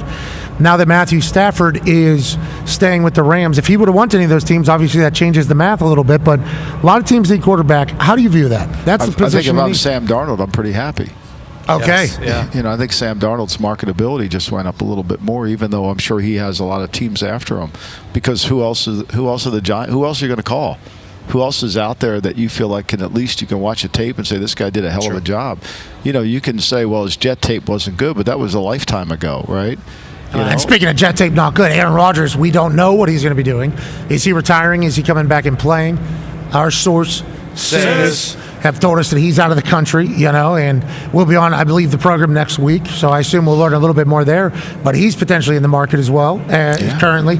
Kirk Cousins potentially in the market yet again. There is a chance that he is going to be out there. So a lot of these veteran quarterbacks, I guess. Kirk Cousins will be interesting because he's going to get paid by the Falcons. So he's a little bit like the Russell Wilson situation. So he's going to be an economic value for a team that thinks he still has something left in him. All right, Lombo, we're going to slide you a little bit to your right. Okay. Joining us now, ladies and gentlemen, is a man who is a friend of the program, a sandbagging golfer, an absolute gentleman, a lad of the lads. Ladies and gentlemen, General Manager of the Buffalo Bills, Brandon Beane. Hey, Brandon. Brando. Do you know Lombo, Beane?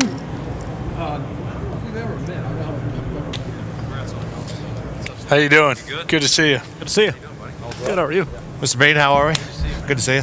Good work, Bruce. Really good work. You'll be right here. Really good work all week, Bruce. Crushing it, Bruce. Hey, Bruce. That a baby, Bruce.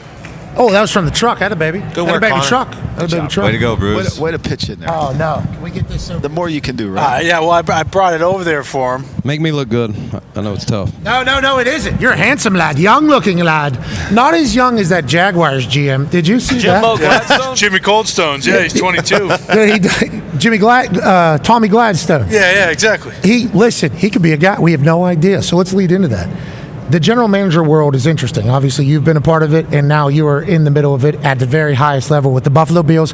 And you have officially drafted and developed NFL MVP. Okay, congratulations. Congrats to him. How much of this combine, this event, is attributed to whether or not you're a good general manager? Is this like the ultimate test for a general manager in your eyes? And how do you view this kind of event in looking at next season?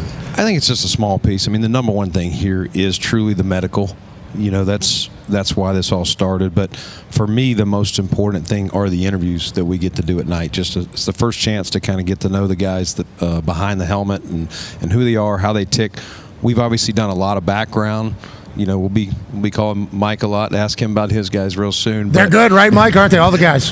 But that's part of it. You're trying to dot the I's, cross the T's, and then from here, obviously, the guys that are working out, you're kind of getting that first basis of 40s, jumps, all that stuff, and then we're lining out our pro days, private workouts, and then the 30 visits. So it's one piece.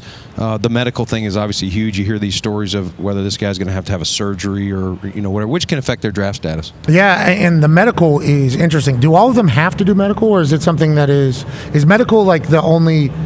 Feels like nobody skips out on the medical, right? Or am I wrong in that? In general, I think there's been one or two, but in general, they at least do that, which is important. If you're going to come here and not do the medical, then probably shouldn't show up. Well, and if you're going to pay somebody millions of dollars, you should at least know that what you're paying for is, operable. So let's talk about that. Abdul Carter, who's some people are saying generational talent. He, on like a Friday, or I don't forget the day, maybe Tuesday, maybe it was Monday, whatever the case. This guy's going to need surgery on his right foot or his foot, going to need a bolt in there, 8 weeks, or he can power through and showcase that he's tough enough. But it came across like medical has flagged him. Then the next day it was like, actually, he's good to go. Is that as much as like one team flagging, another team not? Or how does that normally go? Do you all get individual reads on people and scores on people when it comes to the medical?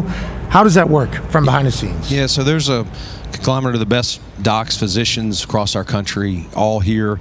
And so it may be one physician from a team. It may not be the Buffalo Bills. It may be another one that flags it. These guys all look at it. They talk about it, and they make recommendations to the player, himself. Then the agent may get involved. The agent may have connections to a certain physician, send them out. There's going to be on a guy like that, especially you're talking about a guy that's going to be, potentially drafted at the top. There's going to be a lot of opinions on it. So I personally don't have anything from our physician yet on it. But at some point, yeah, you guys aren't in the coming weeks. Yeah, I mean, with Abdul, I'm just saying in general, this happens. Yeah. This you guys straighten up to one. No. I was saying maybe it's really medically bad, and he should probably fall to 30. Yeah, you're saying yeah, because there is a little bit of that gamesmanship. I'm not saying you guys would do it. No, we'd never. But at this point, there is gamesmanship with like players and stuff, right? I mean, that happens. We saw that with C.J. Stroud. Remember, there was like a leaked one portion of a test that is just like one of like 10 scores, found a negative one, leaked it. This guy's a dipshit. And then it turns out obviously he's not. He goes on to do what he did his rookie year. But there seems like there is stories that kind of get out there. How do you kind of dodge, duck, dip, dive, and dodge through that? And do you all just understand that it's happening? You understand it's happening, but you've got to make sure you have the people that you trust to make those decisions. And if it's medical, you're counting on your physicians, and they understand, how important it is, especially when you're talking about drafting a guy as high as Abdul Carter in this case. Now, maybe, there's some guys that we may have a third-round grade on, and our doc may say, hey, I think this is a one-contract player. Like, he's got bad knee arthritis. I think he can make it 3 or 4 years. We may say, well, we're not going to take him in the third, but if he fell to the 5th or the 6th, what's the odds of a 5th, 6th-rounder? 2 contracts. To make it to the second contract. So at some point, take a swing. And there's been many of stories of guys that have failed their physical and they've played into multiple contracts. So at some point, it's worth the risk. Yeah, I can imagine. I appreciate the gathering of the information and you also telling us all this information. Now let's talk about your team right now. You got an NFL MVP, bro. I know that's not the ultimate goal. No, it's not. But as a GM, as an evaluator, as a scouter, you picked this guy. We saw what he was his rookie year. But you're betting on not only the player, but the human and the competitor and everything that Josh Allen is. And then from one year to the next, we watch him just become the prototype of what people were looking for. That would be a cool moment for you whenever Josh won the MVP, legitimately, because you felt like a believer, I assume? Yeah. I mean, it's obviously he had a non-traditional journey, junior college, emailing all these coaches to get a scholarship, gets one offer at Wyoming. And then we know all the people that were questioning, could he play quarterback at the NFL? And, he drafted where he's drafted. He was criticized. We were criticized for doing it. So, but he never wavered. He took the criticism, and, he's always had that chip. And just doing our research, this young man, he had his chip, way before people were giving him reasons to have a chip. And he's got a chip now. As excited as he was and honored to win the MVP, he knows and we know the ultimate goal is to bring a championship to Buffalo. And so that didn't remove any chip winning the MVP. Yeah, he works his ass off. I think it's pretty obvious that he works his tail off because development from one year to the next is obviously spectacular and special. Lomba, you got any questions for Beane? Well, I mean, I think to me that his ability to be accurate, Josh, everybody questioned whether that could happen. I mean, having work for Coach Walsh, that was like, could he ever do that? Because his arm and all that talent was amazing. And credit him and your organization for believing that he could do, because that's usually something that doesn't happen. But my question to you would be, you're like a lot of teams that have been so close that kind of have to break through the threshold. When you watched the Super Bowl, what was your reaction to what do we have to do to break through the threshold? Yeah, I mean, ultimately, I don't think you want to overreact. Naturally, that game played out the way it did. Philly, scored early and got a defensive touchdown, and really allowed that Philly pass rush to pin their ears back. If that stays a one-score game longer, maybe they're able to stay in it. But Philly, you go back to how did Tampa Bay beat them? During the COVID year, it was the same thing. Their D-line got after them, and so. Sean and I both believe in building up front, and whether it's the O-line and the D-line, obviously you got to have a quarterback. So that's probably where we could always look to improve, and we've tried. And listen, I've got to do a better job there as well of making sure that I give us the weapons that we need. Trenches is easy though, Pat. Lumbo, it's hard to what I'm pick saying. where he picks and stay good. It's just that the system's rigged against him. And when you have good players, your system's rigged. You got to have cap problems. No, Belichick had a terrible drafting record. Remember? That's what everybody said. And you're picking at like 30, and right now they're saying the system's rigged. Right now they're saying 10 to 35 is all basically the same. It's just hard. You're not going to find an elite 3 technique at 31. I mean, 4-2 probably not going to exist. Yeah, I mean, so 4-3 probably not going to exist. It's a hard thing to do, especially when you're trying to get the off. I mean, Howie's sitting there and he got a defensive 3 technique just dropped in his lap, right? I mean, he didn't miss it. You had that, right, Mel? Without a doubt. I say, hey, the best player on my board. You'd be an idiot not to take him, and somehow, the Eagles slide up and get him. Brandon, I did want to ask you a question though.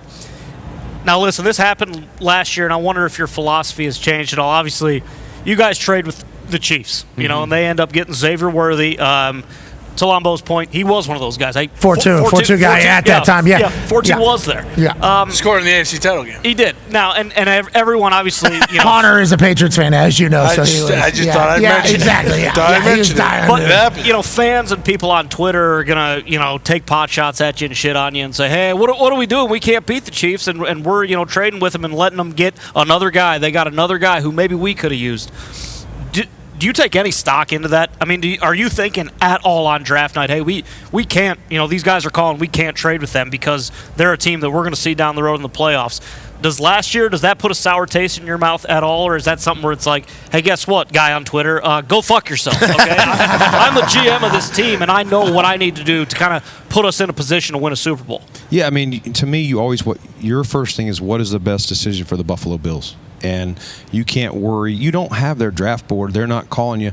And you understand anytime you trade out of a pick that they could take, the highest player in your board, the second, like how far do you want to go back? And so we just felt like, we moved back and then we moved back again, but we acquired a 3rd-round pick out of that, and we did not have one. So we got a defensive tackle in Dwayne Carter that played a lot of meaningful snaps. People look at it as Keon. They want to make a battle between Keon and Xavier. And what I would say is, it's okay if both players turn out to be good players in the NFL, and one player can fit one team better, the other one can fit their system better. We're 1 year in. I don't think you can ever decide whether a player is going to the Hall of Fame after one season or that he stinks. And all the glory to Xavier Worthy. He did a nice job year 1. We like Keon Coleman as well, and we're excited to get him where we did. And time will tell if I'm an idiot or not. There's other reasons I'm an idiot, but because you sandbag on the golf course? Is that why? You think that's a reason why? I was going to say, you kind of stuck it up their ass with Shakir anyway, so it's like, hey, guess what? This guy's pretty good. Congrats on the new deal. Appreciate that. Okay, all right. So obviously over the last couple of seasons, we've seen him come into, who is this guy, to, this is a guy, and obviously you think the same thing. You paid him. Congrats on getting a deal done. Yeah, no, excited to get Khalil. He's one of those guys that has become more of a household name year 3, but found him in the 5th round out of Boise a couple of seasons ago, and late in his rookie year, Josh and him really started forming a rapport, and then he actually led us his rookie year in receiving in the postseason that year. And then we come into year 2 for him. We still had Gabe, we had Steph, and I thought we had a real good trio with those guys, but we had a lot of confidence, and Gabe got paid. We were happy for Gabe. You don't want to lose him, and we made the decision we did with Steph, but a lot of that was the confidence that we had in Khalil and the guys that we were going to bring on board, and he did not do anything but give us more confidence, and we're excited to to be able to extend him through 29. 5th rounder to signing that big deal. Congratulations, Khalil Shakir. Legit, that's a big deal. Yeah. Tying it back to the Combine, great hosting. Thank you. What did he show? You said 5th round you got him. What did he show here or in the process that made you think that he could become a guy? Yeah, I think he's one of those guys. He's a sneaky speed. You know, we saw him at Boise. He could play inside, could play outside. Really smart. He was at the Senior Bowl. I thought he stood out down there the week I was down there in practice. I don't remember what he did in the game, but in practice you could feel he's just one of those guys. He was always open. And at Boise, when the ball was in his cylinder, his frame, he came down with it. And he's reliable. He's consistent. And so I think just what you saw on film, plus every step of the way, Senior Bowl, Combine, and then when you interview the young man, he's got a quiet confidence. He's not going to boast and tell you how good he is. He's just going to, he's a lunch pail. He fits Buffalo, perfectly. Yeah, you have a great culture up there too. Keep building. You transition now into your new roster, which you're going to have to do, especially whenever you have an NFL MVP and a very good amount of players. You're going to have to figure out your next team. Obviously, you watched New England have to do that for a long time, 20 years. They had like 4 or 5 different teams there that were able to have success. The Chiefs are doing the same exact thing. You guys are going to have to do that. Now, back to the original New England Patriots fan, Boston Connor has a question for you. Here we go. Yeah, and we'll see if you can do that. Not many can. The Chiefs even can't, so, no pressure. Don't worry about it. Don't hold that standard that high because it's unsurmountable. But to the point of, rebuilding the roster, salary cap now, $279.2 million, obviously massive number, highest of all time. Is it a relief having that number kind of set in stone now and you can kind of make your projections of who you guys can sign, who you can bring in, what contracts you kind of need to change, or was that already something you've been working on? And also, knowing that you're paying Josh a bunch of money, does it help a lot now that we are all the way at, damn near $280 million with the cap? Yeah, I mean, listen, in my seat, you always want it to go up as much as it can because squeeze a few more in here. You're looking under all these cushions for a couple of dimes and nickels. But, yes, we always try to err, at the end of the season when we're looking at the guys we want to extend or guys we're going to have to move on from. We're kind of erring on, we were in the kind of low 270s as what we were figuring up what we're going to have to be at. So then when last week we got the range of 277 to 281.5, I think. And so to get this number, it really helps. We're obviously studying that. We extended Shakir. So, now's when you're having those conversations of guys on your roster that you want to extend. Can you create space by extending a guy, restructuring his deal, or potentially moving on? Last year we had, as Pat was talking about, we had a year of transition. Everybody we knew. Yeah. I still remember you FaceTiming me. What are we doing? You just cut every player that I've ever known with Buffalo Bills. Legit. I mean, what are we doing? It's not funny either. I was still hurting over doing that. I know. I didn't even think about you being a human. I didn't even think about you being a human. I'm just like, this guy up here's got no soul. Hey. What are we doing? And you're like, yeah, I know. This is a tough day right now. My wife's already yelled at me about it. So, but it's not easy. That's part of the business. And if you're going to be successful, you're going to have to continue to do it. Excited to watch you take advantage of the lower end of those salaries of the 279.2, which is the rookies coming out of the draft. Tone has a question for you. Yeah, Mr. Beane, question and kind of a tidbit for you, because last year we were at the owners' meeting. We said, hey, it's a deep wide receiver class. You should take a wide receiver. And then you did. Remember that? Remember that? I'll keep bringing all the advice. This year, tight end, you're good there. Running back, you're probably good there. Great pick out of Kentucky last year. And then, dude, he was much faster, I think, than I thought. Yeah. And he was able to. Very good. Yeah, he was. Mel had it the whole way, though. You knew it. I thought it was a first round. It's a great value getting him where you got it. And then D-tackle this year. So Mad Mel. Mad Mel, excuse me. So I'm just saying, probably with your pick, 30, probably D-tackle this year. So when you're looking yesterday, last night, you could probably go home today. I think you probably saw your guy last night, and who is it? I don't know yet. We'll see. Tell me who's there, and I'll tell you. Well, it's not who were the tackles? What's his name out of Oregon's? Harmon. Derek Harmon. Okay, so you know him better than us. Thanks. Why don't you tell us? I would hope I know him better than you. Well, let's go then. That's why you're on the show. I know we got Mad Mel, so I respectfully say that. Yeah, I respectfully say National champion Ohio State D-tackles, probably in that range. Michigan, Mason. Alfred Collins, perhaps? Yeah, Kenneth Grant's in that area. So, just a couple. Just get them all down to me, and let me pick the best one. What do you think of this draft class thus far, though? The depth of it, to his point, is in a couple different positions, allegedly. Yeah. At your position, normally going to be taking need, not necessarily best available at like 30, whatever. Best and Yeah. You want it to marry. Yeah. Obviously, you want it to be the best. Yep. If that position of need has a crop top end, can't do it. Okay, we got to go somewhere else. But if the position of need has a good top end, we're going to hit that, especially back half or at least last third of first round, right? That's kind of my Yeah, I mean, to me, you can. The best thing you can do if you really want to hit a need and you don't feel the value's there, trade back a little bit and try and pick up a pick and then hit that player where you got value. You just got to make sure you don't trade back too far. And if you got two guys there that you would love either one of them, but you don't like them at pick 30, maybe you like them at pick 40 to 50. If you think they'll be there, trade back, pick up like last year we picked up a third round, with the move to get Keon. So there's a little analysis. You got to kind of evaluate your board. You're a mover and shaker. Oh, yeah. You are a mover and shaker. Big time. They got 10 picks this year. Oh, shit. What the hell? Hey, that's 10 picks is a lot. We need them. We you talked about it, the cap, paying Josh Allen, the guys we have. We extend Shakir. You have to, as Mike will tell you, you have to hit on these draft picks. We have to continue to find these, lower cost guys. If we don't hit those, it's not a sustainable product to continue winning. Lombo, what do you think is his focus of building his culture from watching his team? And then, Mr. Beane, I would like to hear your response to his analysis of the team. Y'all stop calling me Mr. Beane. Y'all make me feel like I'm 100 years old. No, Mr. Beane is Mr. Beane's a character. It's a character. It's an English character. Oh, okay. Yeah. And you need to know who that is. We respect you. Rowan Atkins, great actor. Pat, I think it's exactly the way the NFL needs to work. It's two guys that have the shares philosophy, and they work together. He just mentioned that they believe in the offensive and defensive line. Sean was with Andy in Philadelphia, so he was influenced there. And I think that if you're going to win in this league, you got to have two people doing the job, because Sean can't scout all the players and he can't coach the team. So you have to have two people that can do the job, but they share the same philosophy. I think what happens in the league a lot is we think this collection of 5 or 6 people can make it, when really it comes down to 2 people, and then those 2 people educating the organization on the shared philosophy. I think where they deserve a ton of credit is the transition from being an 11 team to being more of a Buffalo team weather-wise when they got into 12. Oh, yeah, because remember, your team wasn't built for Buffalo. Wasn't that the conversation a few years back? Yeah.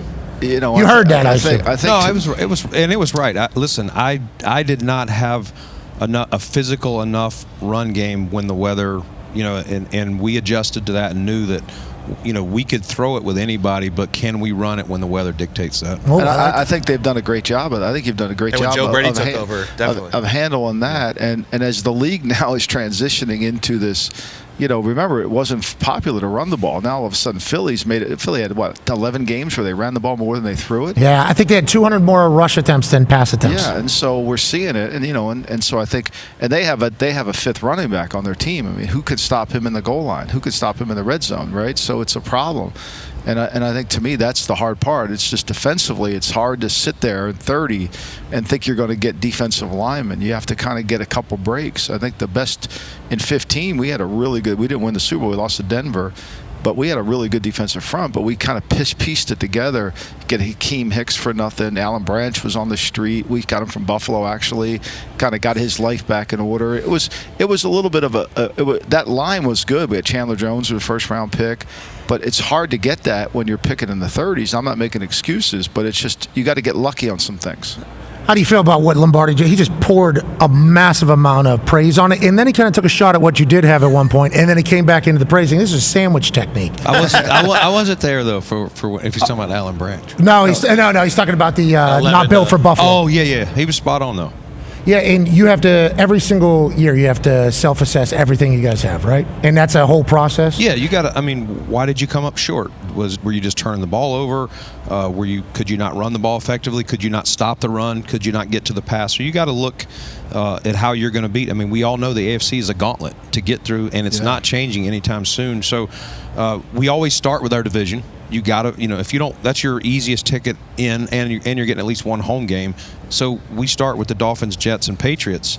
But after that, these same teams, starting with what Kansas City's done, you got to give them a lot of credit to be 7 or 8 straight AFC Championship games. That's remarkable. Okay, and he mentioned you and McDermott rowing in the same direction. In a lot of places, that kind of starts to splinter. I want the credit, or I don't want the blame, or I got good players, I have bad players. There's a lot of opportunity. There isn't. I mean, those happen. That's whenever a bad franchise, a bad culture happens. You and McDermott, obviously, I got a chance to see him yesterday.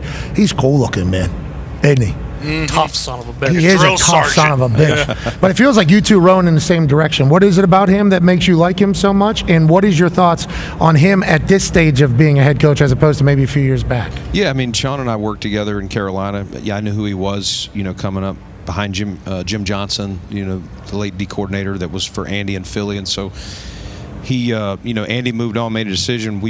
Ron Rivera comes in, and Sean and I were together for, I think, 6 seasons in Carolina. We made a Super Bowl against Denver, same year you were talking about. And so, Sean gets there, and then I get there, and we both kind of, when you're working together, even though you're not in the seat he's in or I'm in, you're having conversations with people. And so there were many times Sean and I had conversations about building a team, and just like I was telling Mike, building it up front, things like that. So I think you start with, is your philosophy the same? Like if your philosophy for winning is different, it's probably going to be hard to get on the same page. And then, Sean's a good person. We believe in treating people well, building, it's team, and it's not about me, it's about we. What can we do? What's my role? And so I think that's how you get a shared vision and an alliance. How hungry are you guys, man? So hungry, you got to be up there. I mean, just so good. So, I mean, just And Bill's Mafia is ready to explode. I mean, that was a first down too, by the way. Yes. Thank you. Thank you. It was horseshit. But now we got we're very fast. There's a sensor in the ball now. Now we have technology to prove it. Now there's a sensor in the ball. So everything's going to be right now going forward. I'm glad we could be the test dummy. Again. Change the rules. All right, we're wrapping up here on ESPN. You guys have a fantastic weekend. Obviously, the NFL Combine will be taking place here in Lucas Oil Stadium in Indianapolis, Indiana, forever, I hope, and I assume. And Rich Eisen and Daniel Jeremiah will be the hosts of that. They are great at what they do. Athletes will be doing spectacular things on this turf.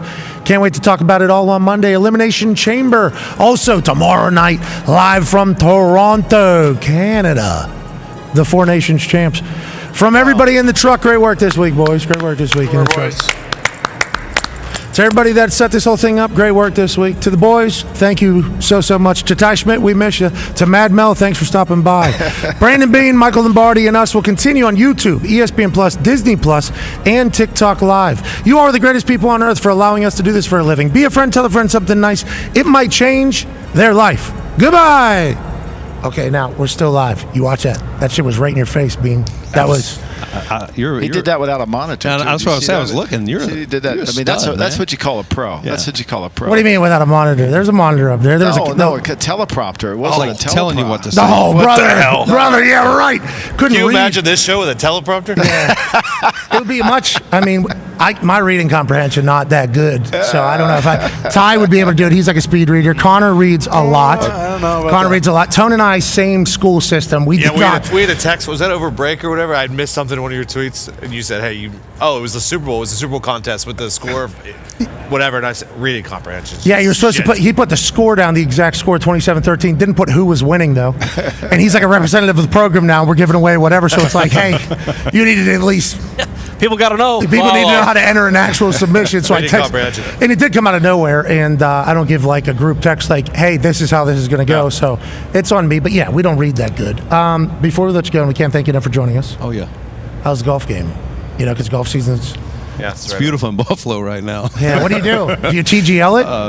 I got a simulator. How is the game? It's all right. You doing any business while you're sim? I have. Okay, so speakerphone. Yeah. Listen to this drive. I don't do that. I stop and have the conversation. But so we're not. I'm not swinging and doing it. No, Come on. But I got the phone in there ready to roll. How often are you talking? Because I think it was a couple years back you told us Like, if you even see a tweet from Pro Football Talks Mike Florio, who is obviously, you know, yeah. You know Florio. As the name was coming out of my mouth, I thought, oh, okay, great. This is great. But anyways, hey, he had a great breakdown of that Starbucks stare down. Sure did. Had a great. Have you guys solved that crime yet? Rap Sheet came over here. Yeah. Rap Sheet came Rap over Sheet here. got fucked up. You should have seen it. He had 2 black eyes, dude. No, I didn't. No, that is not the case. We don't know if they're going to shake hands before they get out of here. They're not going to shake hands. No. But Rap. It's almost like Mel and Bill Tobin, the late great Bill Tobin. I mean, that was a rest in peace, Bill. I was going to say, where's Bill Tobin at? Okay, rest in peace, Bill. Bill was a wonderful guy. Bill was a wonderful Bill guy. is rest in peace. Bill, Yes, please. that was disgusting. Please, We love Bill Tobin. I didn't bring Factual. it up for you to do that. We'd like Can we to. scratch that from the record? Yeah, we were like. No, I'd shake his hand and squash it. If you, Yeah, absolutely. So, but I think what Rap wanted me to know, and I said, you should say this. You're an insider. He goes, it's not for me to say. He says he did not call NFL security. That's big news. So that's big news. I think that is kind of breaking news from a news breaker there. He's saying, I did not call NFL security. Was I asked about the incident, because a lot of people saw it, by superiors definitely. So he's saying he's not the one that was like, Mommy, like that is, because Jordan was like, Dad, and then everybody said, Rap was like, Mom, So that is, Rap would like to let everybody know that he was not the one that called NFL. That is what our source says are telling us. So you just gave your source away? Yeah, it's Ian. He told me right over here. Yeah. You're a great source breaker. Thank you. You should have heard it the other day. I got a text from Source says that said I'm playing next year. So that was a tough giveaway as well. But let's talk about it. You would read something, hear something pops up somewhere. Yeah. It's like, oh, maybe there is a little, where there's smoke, there's fire. Maybe there is a little issue. You'll, check in with the GM on the player, and it doesn't necessarily mean I want to trade. It doesn't necessarily mean I want to make a deal. You're just trying to gather information. Does that happen still? And how rapid is that happening right now, especially at this combine here? I think it's always happening because the league never stops. I mean, there's guys that you're hearing in June, for whatever reason, a team drafted a player and now they realize, man, they want to get that player on the field. They've got a contract that they could move on from. So I don't feel like it really stops until you get to like late June. Between there and camp, it kind of dies down. And, we got our staff, they're on top of it more than me. They're keeping me up to date, with my scouts. They're on Twitter and all that way more than or X, whatever it's called, way more than I am. Yeah, but I try to track it as well as I can. But we've got a good group of people, and we'll put on text chain, hey, I heard it from an agent. I heard it on Pro Football Talk. I heard it on, X, whatever it is.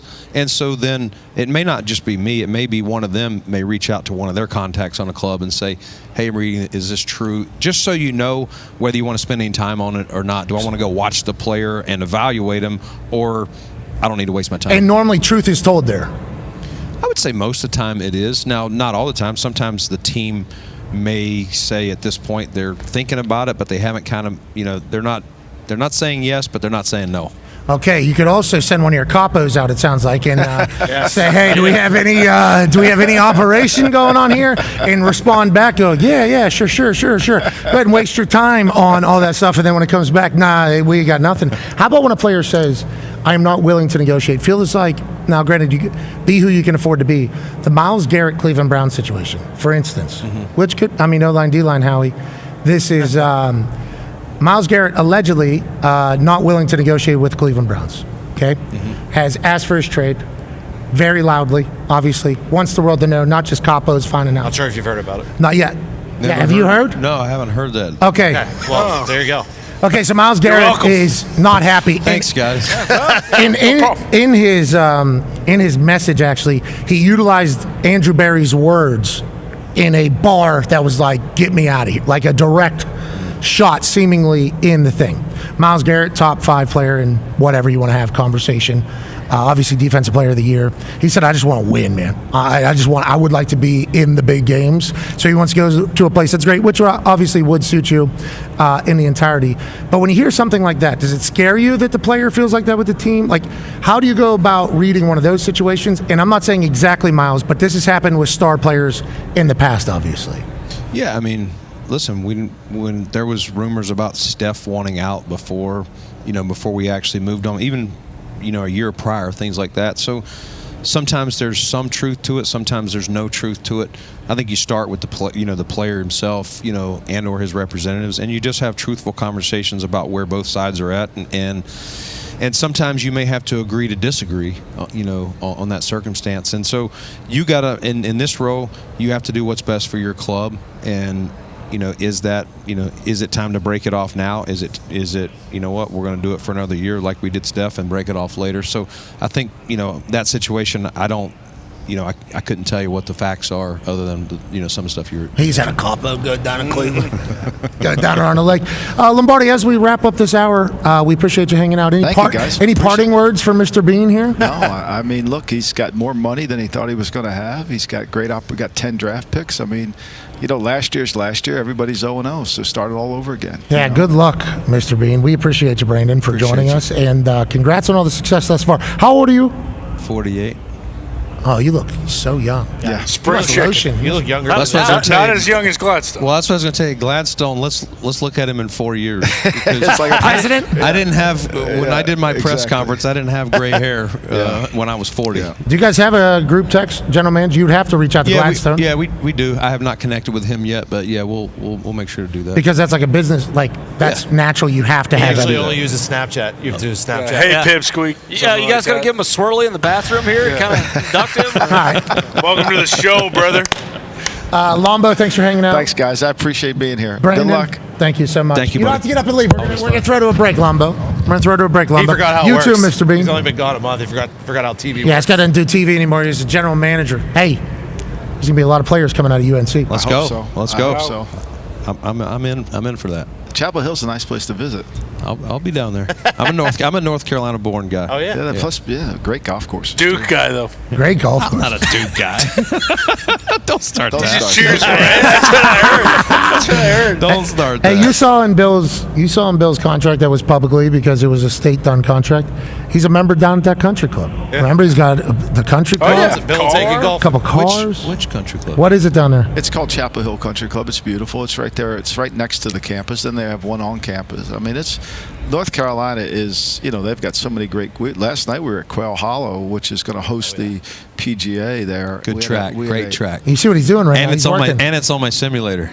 Oh, how do you play it? Do you play pretty well? I've played it, yeah. Remember, PJ last time it was up in Buffalo or New York or whatever, and he lied about. Yeah, he lied about your scoring. I did not. Hit a 78. Yeah, he said, I'm normally in the 90s or whatever. I played my ass off to do that. What I was happened? sweating Shot that. 75. Yeah. So you're saying we should be proud of you? You're saying like, hey. No, I got lucky.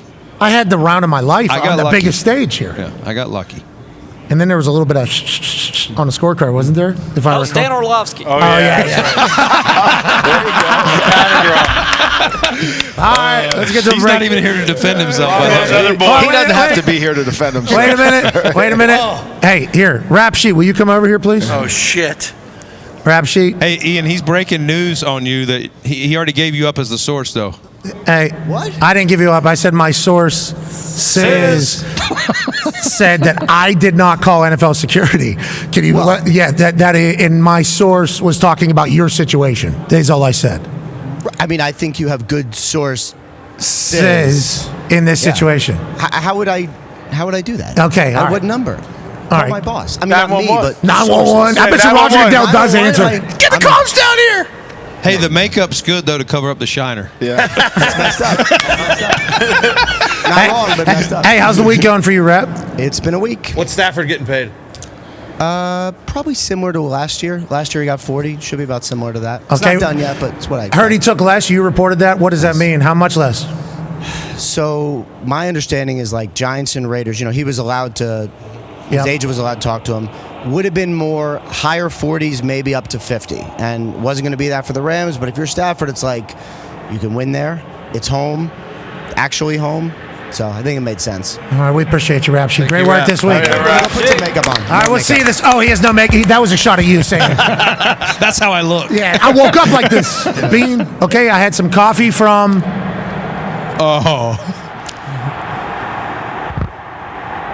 Dunkin' Donuts. Oh my God! All right, we appreciate you. He's trying to crash the stocks right now, buddy. Once he realized wait a second, Yeah, I don't drink Starbucks anymore. He's really been going. I hope they shake hands, obviously, because the Combine's a great place. We get a chance to chat with great friends like you two. Thank you for stopping by, boys. We're going to take a break. We'll be back on the other side for hour 3. Be a friend, tell a friend something nice. It might change their life. Take 5!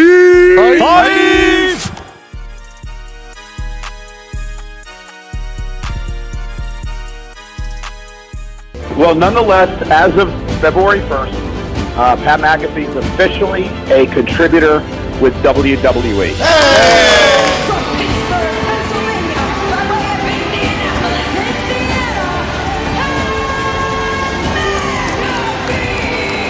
Living his dream to be a part of WrestleMania. I want to see Pat McAfee tonight. I've been preparing for this my entire life. McAfee wins! McAfee wins! Pat McAfee has done it again! It's time to toast the boys and toast the brand. McAfee's wanted to drink beer with Stone Cold forever. Stunner! There was a point in my life, all I could think about doing was professional wrestling. McAfee closing in on another WrestleMania victory. First, we're going to have to get the okays, obviously. And we did from people high up. They were the only people that knew for a while. There was like 3 people that knew in the whole world that was going to potentially be a situation for a little bit. City of Stars, Boston Connors here. We will be there tonight. Nobody's supposed to know we're here. It's going to be tough. If you're a man that's only known for wearing tank tops, you kind of got to cover it up.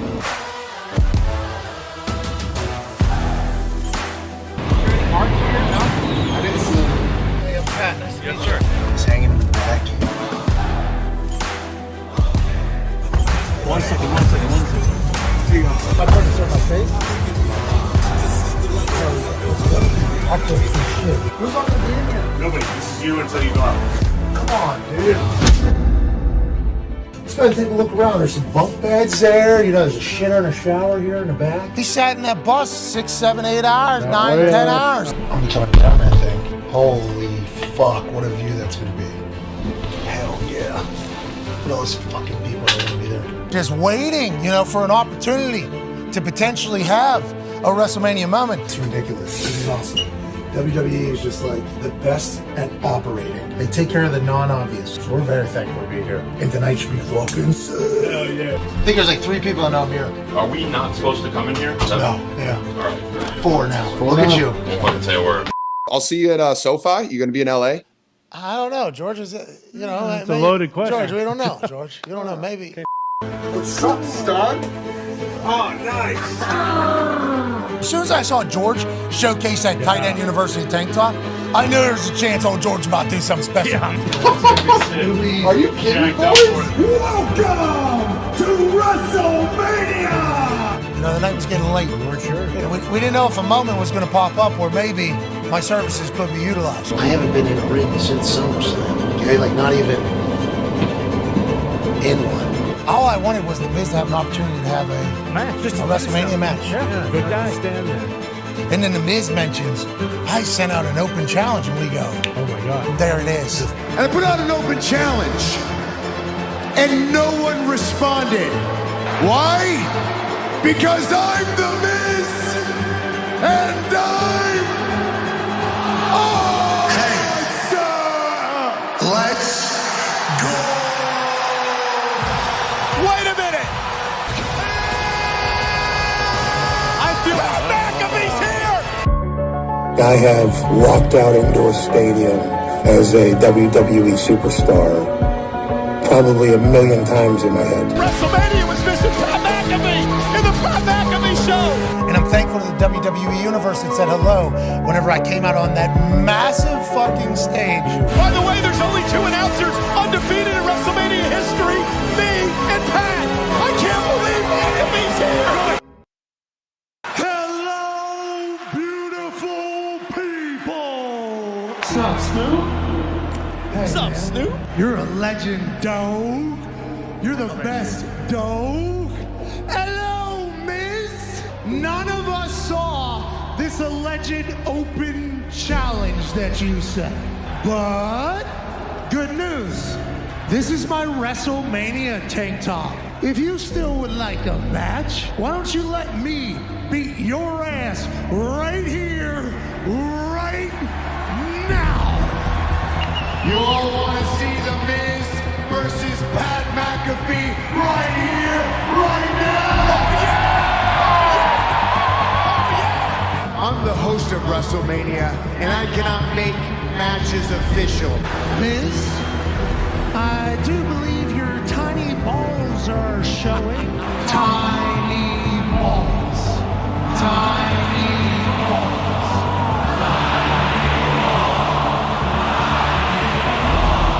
Baby meat as well.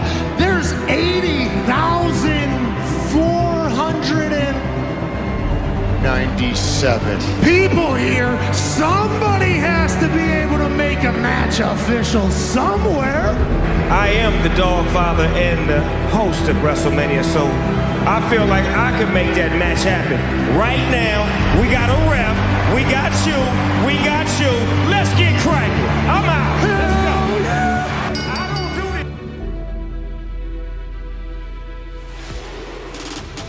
And McAfee go right after Miz with the right hand, driving Miz back into the corner. Pat McAfee in action. This is a blatant sneak attack. He takes his duties as host of WrestleMania. Oh yes, Buster! This derelict shows up. And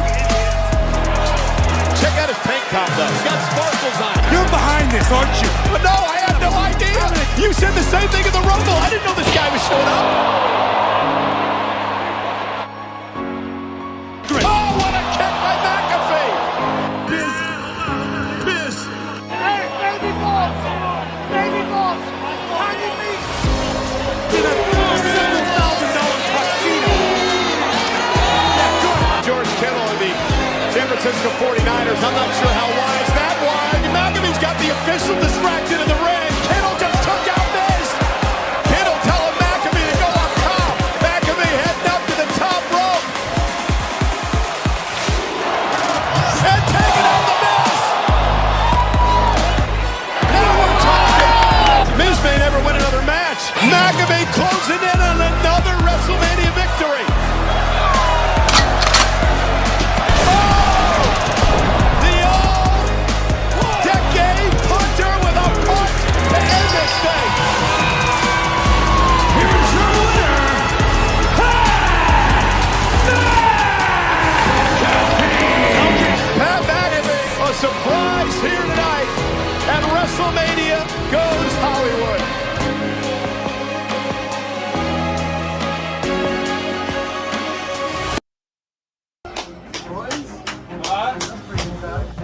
That match was awesome. I had so much fun there. That was a good time. The punt was fucking hilarious. You got a tiny balls champ going. I had a feeling. We were sitting here all day. Oh, I wanted to text you earlier. I was told not to text you. Well, of course. Nobody fucking texts I was you. told not to text you. You had a hell of a show. I'm so thankful to the people at the WWE. It was a super cool night, super cool moment, and I'm very thankful for it all.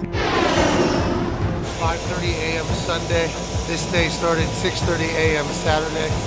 So much cool shit happened in between now and then. Joke of an existence. I'm very thankful for everything. Let's go take a nap. What? Let's go to the phones.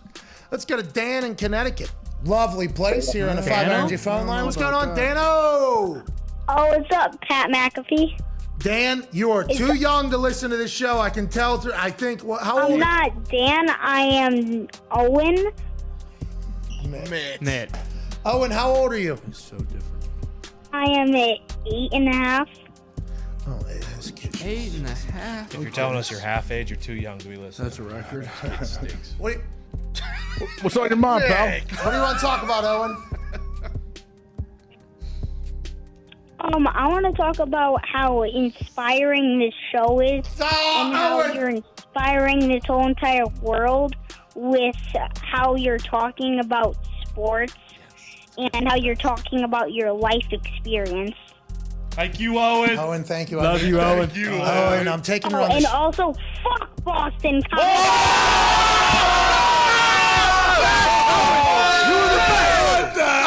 the best. I will let Owen know Owen, if you're still listening, Owen, you're inspiring. Best kid ever. Oh, and the way you talk about sports is inspiring. Yes! I didn't know 8.5 could do that. Wow. Shout out Owen. That time. Go, Owen. Hey, Owen. New generation in Connecticut, I guess. He was making me feel good, too, by the way. He was making me feel good, making the show feel good. He was talking us up. He was hyping us up, and then boom, a little... Was this Aristotle's brother? A little misdirection from Aristotle's brother, Owen, at 8.5 there. That was awesome. I'd say he put his balls on your forehead, but I don't think they dropped yet. So. Probably the most interesting trade was the Randy Moss trade. After the draft, the first day of the draft, we've been trying to trade for Randy Moss for 2 months, all like childbirth. I mean, it took forever. After the first day of the draft, I talked to Mr. Davis. I said, are we going to make this deal or not? And he said, yeah, we'll do it. We'll do it for your 4th. And I think we were picking like 7th in the 4th round. I said, well, we got to get the guy in for a physical. We can't take his contract. We're going to have to renegotiate his contract. And Mr. Davis said, well, that's your problem. If you want to trade for him, then you get it done. I said, all right. I call up Randy. Hey, Randy, this is Coach Belichick. Boom. Hangs up the phone. What? Let me try this again. Randy, it's Coach Belichick. Who is this? Who's pranking me? Who is this? Bam, hangs up the phone. Randy, this is Coach Belichick. We traded for you. What? Is this a joke? This better not be a joke. Who is this? No. This is... All right. Really? I said, yeah, but look, we got to get this done by tomorrow at noon. He goes, all right, what do I need to do? I said, you need to come up, take a physical, and we need to renegotiate your contract. It's by noon? Yeah. He goes, well, I'm in Houston now, but I got a plane. I'll be there. Nice. He flies, and he's there at 8 o'clock in the morning, comes in and takes the physical. You know, the old... Yeah. Make sure he's alive. Okay, you're good. Renegotiate the contract. We're done at 10 o'clock. And first thing he says to me is, where's the playbook? Oh, that's awesome. I said, right here. He said, okay, because when I walk out there with the first team with Brady, I got to know all the plays. I can't go out there and make mental errors and screw up. I got to know this offense. And he was smart, man. This guy was smart. On this post-safety coverage, what are you going to do? He goes, Coach, you ain't going to see any post-safety coverage against me. Like, oh. He goes, you're going to see cover 2. We haven't seen cover 2 in years. He's like, you're going to see cover 2. And he was right. And then he would say, well, here's how I'd run this route. Here's how I'd run that route. And I started thinking, like, we got to start giving Randy some routes. We're running this, and they play cover 2. How we can move him into the slot. He's like, move me into the slot. I said, yes, you can get in the middle and cover 2. He's like, all right, good. 25 touchdowns. So many. Yeah, opens up the running game, too. I'm telling you, it was... Randy, come on, man. I'm trying to... Hey. Why? Let's go. This show stinks, and the fact that you listen, we are very, very thankful for. McAfee on the line with a gorgeous assist. The all-time leading tackler for the Green Bay Packers, you pig! Damn it! Be a friend, tell a friend something nice could change their life.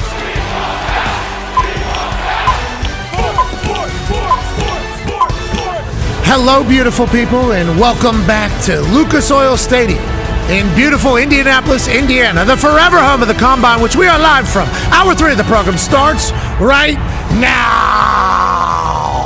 Combine! Hey, that was good work there, Scott. That was good work there, Scott. You should be proud of your work. Unreal.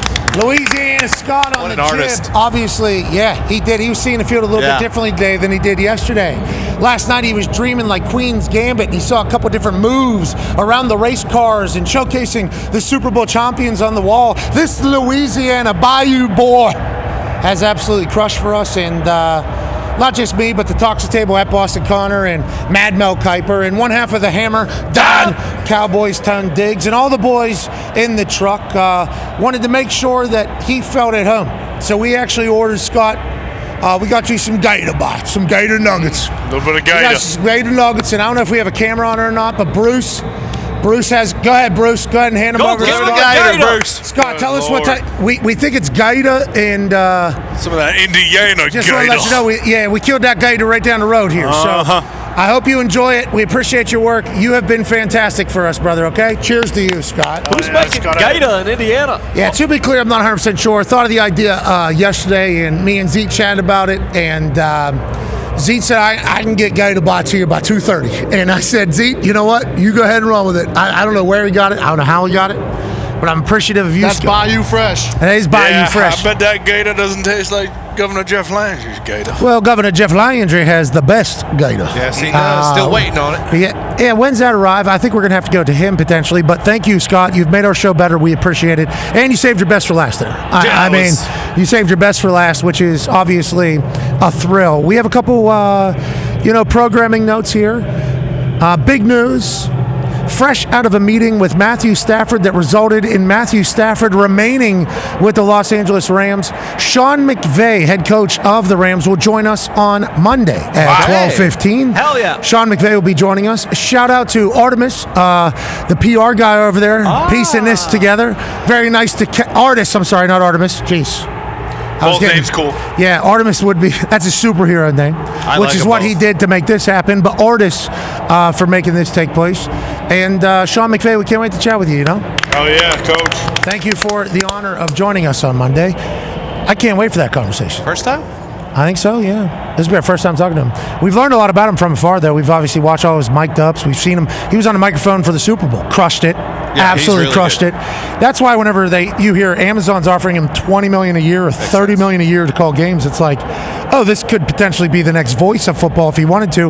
Madden, John, that is, had a very early start as a head coach for the Raiders, wins a bunch, retires at a very young age, goes into TV, becomes the John Madden. Not that he wasn't an incredible coach. He was. He won a lot, but it was in a short time period. He goes to TV, takes over. Feels like Sean McVay potentially on the same track if he wanted. But every year he turns it down and he says, I'm a football guy. I'm a football guy. Gruden, same exact thing. Congrats on getting your name back up in the Ring of Honor in Tampa. But with that being said, Sean McVay on Monday is a big deal. How'd they get the deal done, Mad Mel? How'd they get the deal done? How'd they get Matt to stay out there? Well, I think, you look at it, and it's kind of one of those things where at Matthew Stafford's age, obviously money is a big part of it, but he's made a lot of money. I mean, we all have talked about this, Pat. You've moved a couple times in the last couple years. Moving is the worst fucking thing ever. It sucks, okay? He doesn't want to move his family. He's got kids. He doesn't want to move them from one place to another. And he's at the end of his career, okay? He wants to be in a place where he can win a Super Bowl. We talked about it. The Rams were right there. They pushed the Eagles to the brink. No one else in the playoffs did. If they win that game, they're playing at home in the NFC Championship, and who knows? They might be Super Bowl champions. You could make that argument. Sure, going to Vegas, they got a new everything, Sin City, that'd be great. Are the Las Vegas Raiders going to win a Super Bowl next year? Probably not. Are you going to go play for the New York Giants? Are they going to win a Super Bowl next year? No. If you go to the Giants, you're hoping, hey, maybe we'll win 5 games this year. I don't think Matthew Stafford's done that, okay? He played with the Lions when they fucking sucked. He doesn't want to do that again. He's in a pretty good spot in L.A., so I think it all kind of made sense. Hey, I'll go out there, I'll let people kind of smooch my nutsack and they did a little bit of that, didn't they? Exactly. They did that a little bit, but at the end of the day, everybody likes that. At the end of the day, I'm going to stay in L.A. with my family. My wife's a superstar here as well with her podcast. My kids are comfortable in school. And I'm going to go hunt another Super Bowl with Sean McVay. How about him saying, it was nice to feel wanted, though? Yeah. Because the Rams trade from Detroit took place allegedly in a resort down in Mexico over like a weekend extended stay.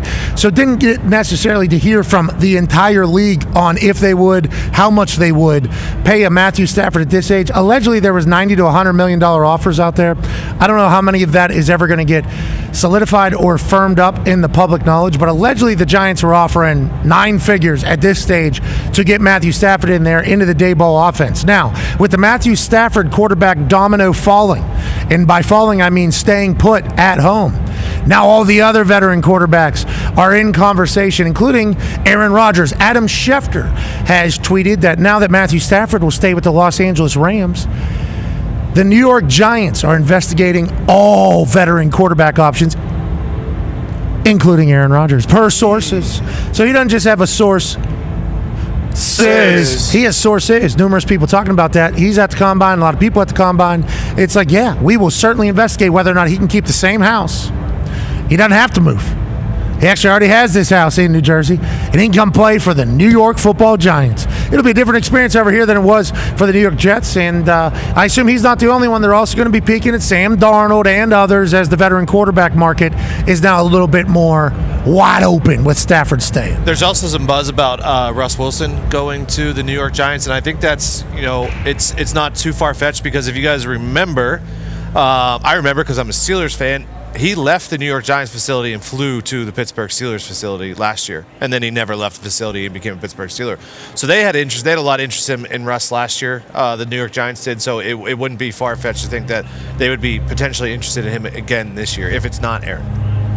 What are your thoughts? I think the only difference between the Jets and the Giants is the colors. So I don't know if Rodgers wants to do that. Yeah, but red, white, and blue. Per se. Yeah, great, fantastic colors. One of the best schemes out there when it comes to colors. But I think that would probably sting for Rodgers. I think no matter what, all the teams that were maybe possibly drafting the quarterback, depending on, Stafford, are still going to now be in the quarterback market. If we're looking at Cleveland and we're looking at the Giants when it comes to the draft, Cleveland, the Giants, the Raiders, and pending Sam Darnold, if Rodgers or Cousins or Russell goes to any of those three teams, I think those three teams all still are thinking like, hey, we still need a long-term option, especially when it comes to Aaron. Aaron's, going to be 42, or if he's not already. That's not a if he wants to play. I think that's something that does get forgotten. Yeah. Aaron Rodgers could certainly decide to retire. And that is not something. It's Aaron Rodgers football. Yeah. I mean, he is before the darkness. He said 90-80% or something like that. It's like 90-10, 80-20. Yeah, so it's not as if that is like something that he has never thought about. He was going to do it with the Packers before that situation played out how it played out. Yeah, and honestly, us reading the Aaron Rodgers situation, just as people that have been very lucky to talk to him weekly throughout the last 5 seasons, and there's been a lot that has happened, and then obviously getting a chance to learn about the human, the football, everything about him. I don't, just like the text I got from my source says about the tight end, Travis Kelce in Kansas City, it's like his last sentence was, I can't go out like that, And I know there's a lot of people that chase the dragon at the end of their careers, but like, there's no way Aaron lets that be the final taste in his mouth about NFL football. In my eyes, I don't think, because the end of that season, he starts spinning it, and obviously he's back from an Achilles. He starts moving. That team starts playing much better. That team starts playing what everybody thought they were going to play like. Now, obviously, way too little, way too late. We're not saying that's not the case, but like those last couple games, it's just like when you go golfing. It's just like when you go golfing. You're done with golf, and then hole 17, hole 18, somehow you hit one and it's like a flop shot like Phil Mickelson, and it goes in, and it's like, yeah, I shot 102 today, but we'll play tomorrow. If I do that one every single I'm not saying he's a 102 golfer. I'm just saying at the end, whenever you still I believe want to prove to everybody, yeah, I still got it. I know I still got it. And I think there's a very, in my eyes, and this is not from him, I have not asked him. We will talk to him next week. We certainly will. I mean, that is certainly a question that'll be on the, but like from a judgment standpoint, it's like, I think he's playing football again. I think there is, personally. He has not said that. I think AJ would assume that he's going to continue to play football because he is. But at the end of the season, you think AJ thinks he's out? No, I don't think that. No. Okay. I think you're right. I legitimately think that is the case. But there is a chance he retires, though, and like literally just disappears into a jungle somewhere or into a house, or maybe he opens a book club or a bookstore. I mean, there's like so many different options with Aaron Rodgers. I believe that they're all being kind of dove into at this point, and who would blame him this deep into his career, a Hall of Fame career already? Yeah, no, I think he still wants to play. He doesn't want to go out like that. For his sake, I hope he has more options than going to the fucking Giants. I do not want to see him. I was thinking, where's he going to go and win? Who has openings? Minnesota. Yes, that's the only one. If they don't want JJ, and we'll see. I mean, if they want JJ, yes. If they don't want to start JJ's quarterback career this year. I mean, obviously you want to win a Super Bowl, but I also think there's a difference between going somewhere and winning 9 games and getting in the playoffs, and then we'll see, as opposed to the Giants just have so many holes. And it doesn't matter how. I don't think Rodgers at 32 in the peak of his powers with this current roster that the Giants have, I don't think he's taking them to the Super Bowl. So does he want to do the same song and dance in New York with the media? I just, for his sake, loving the guy, I do not want to. I'd rather see him go play for the Raiders because he's closer to home, and who knows? They win 9 games. That'd be unbunbelievable. Oh, Aaron in Vegas. Imagine that desert house he would have out there. It'd be so sick. Oh, sweet. My Henderson's God. beautiful. See, that feels like Sam's going to be a Raider. But then I'm thinking, could Aaron go to Tennessee? Would Tennessee make sense? Probably. He has raw land out there. A lot of people have raw land in Nashville, Tennessee. We have learned strictly because of the reports of Aaron Rodgers having raw land in Nashville, Tennessee, which he certainly does, we assume, unless the real estate portfolio has changed in a matter of a couple years. I think the coach matters in that situation though too, because that's why the McVay thing made sense, because it's like he'll go with a guy he respects. I don't know if he wants loves to go. Tomlin. I'm not saying anything about Callahan. I think, like the Steelers at this point, it's like if there's anywhere he goes, I hope he's a Steeler, because you go to Tennessee, not only are they going to fucking suck. I'm in fear for my life on the long arm of the law. So you know what the Pittsburgh Steelers are putting down? That'd be awesome, because he respects Tomlin. But Tennessee, you don't like as much. I just don't think they're going to be any good. I mean, that division stinks. You know better than anybody. You know, that division absolutely stinks. Worse than the league. You're talking about the AFC South? Yeah, it's terrible. Bingo. It's awful. But, you know, it's just, does he want to go somewhere where he's got a second-year head coach where it's kind of the same thing? This guy's trying to get his philosophy in there. He's trying to get the team to row in his direction. And you got a guy who's been playing quarterback for 20-plus years to come in and say, like, hey, pal, zip it. We're going to do what I want to do, okay? Like, yeah, your playbook's awesome. We're running my fucking offense. And that's like the whole bad taste thing. It's like he's going to, if he has a bad taste in his mouth right now, okay, he wants to come back and he wants to play and he wants to win. Tennessee, Giants, I mean, Raiders they got a lot of like good hype, but I don't think we're putting the Raiders above that Denver. AFC West. Yeah, Denver, Chargers, or the Chiefs, obviously. So it's like the situation, the Steelers would be cool and the Vikings would be cool. Those are like basically the only two legitimate options, it feels like, where those other places, yes, they need quarterbacks, but is like Aaron Rodgers going to go there and could you imagine the Giants if it starts the same way the Jets did and then they fire Daboll and he's going through a situation again? Oh, no, that would not be good. That'd be a nightmare. How much money is Aaron guaranteed next year? Do we know? Ooh, not sure. So, like, everybody's talking about Stafford's looking to make money. Stafford's looking to get paid while also being respected. Here we go. Outright release, $49 million of dead cap next season for the Jets. $25.5 million, $14 million. Okay, this is depending upon whenever they make the decision to move on, which they've already publicly said that they would. All parties have. And the GM of the Jets said, we didn't give him an ultimatum. We didn't tell him he can't be on the Pat McAfee show. And Aaron was like, I'm going to be on the Pat McAfee. And he said, well, we're getting a different quarterback then. And Aaron said, fine, and walked out of there. That was like being talked about. No doubt. Reported. I was so uncomfortable. I was like, come on. This guy's career, a fucking $1 billion industry. Leave my fucking name off it, please. I'm in Puerto Rico. Jesus Christ. Please, I'm just on trying vacation. Yeah, and then he had to come out and address it at the combine. There was no ultimatum made about anything with him to come back. They have a vision of what they want their team to look like. They will take the dead cap hit and continue to build that. Aaron Glenn and Muji got hired over there to do that with the Jets. We assumed that was going to be the case. I think Aaron was hoping for an opportunity to make it right with Jets fans and the Jets organization and bring along a young quarterback, but I don't think that was ever really reality. Just in my eyes. I don't even know if it was just those two or how many different coaches or GMs would go in there and it would not be the case. Now, Vrabe says there's opportunity and compensation up there in New England. That's right.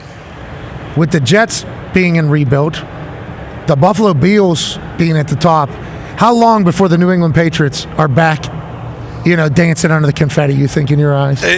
Under the Super Bowl confetti. It's just the confetti. Well, how do you describe the confetti as a Patriot fan? Super Bowl, only. Super Bowl. You only are popping confetti for Super Bowl. So if we're talking confetti, I don't know. Let's see.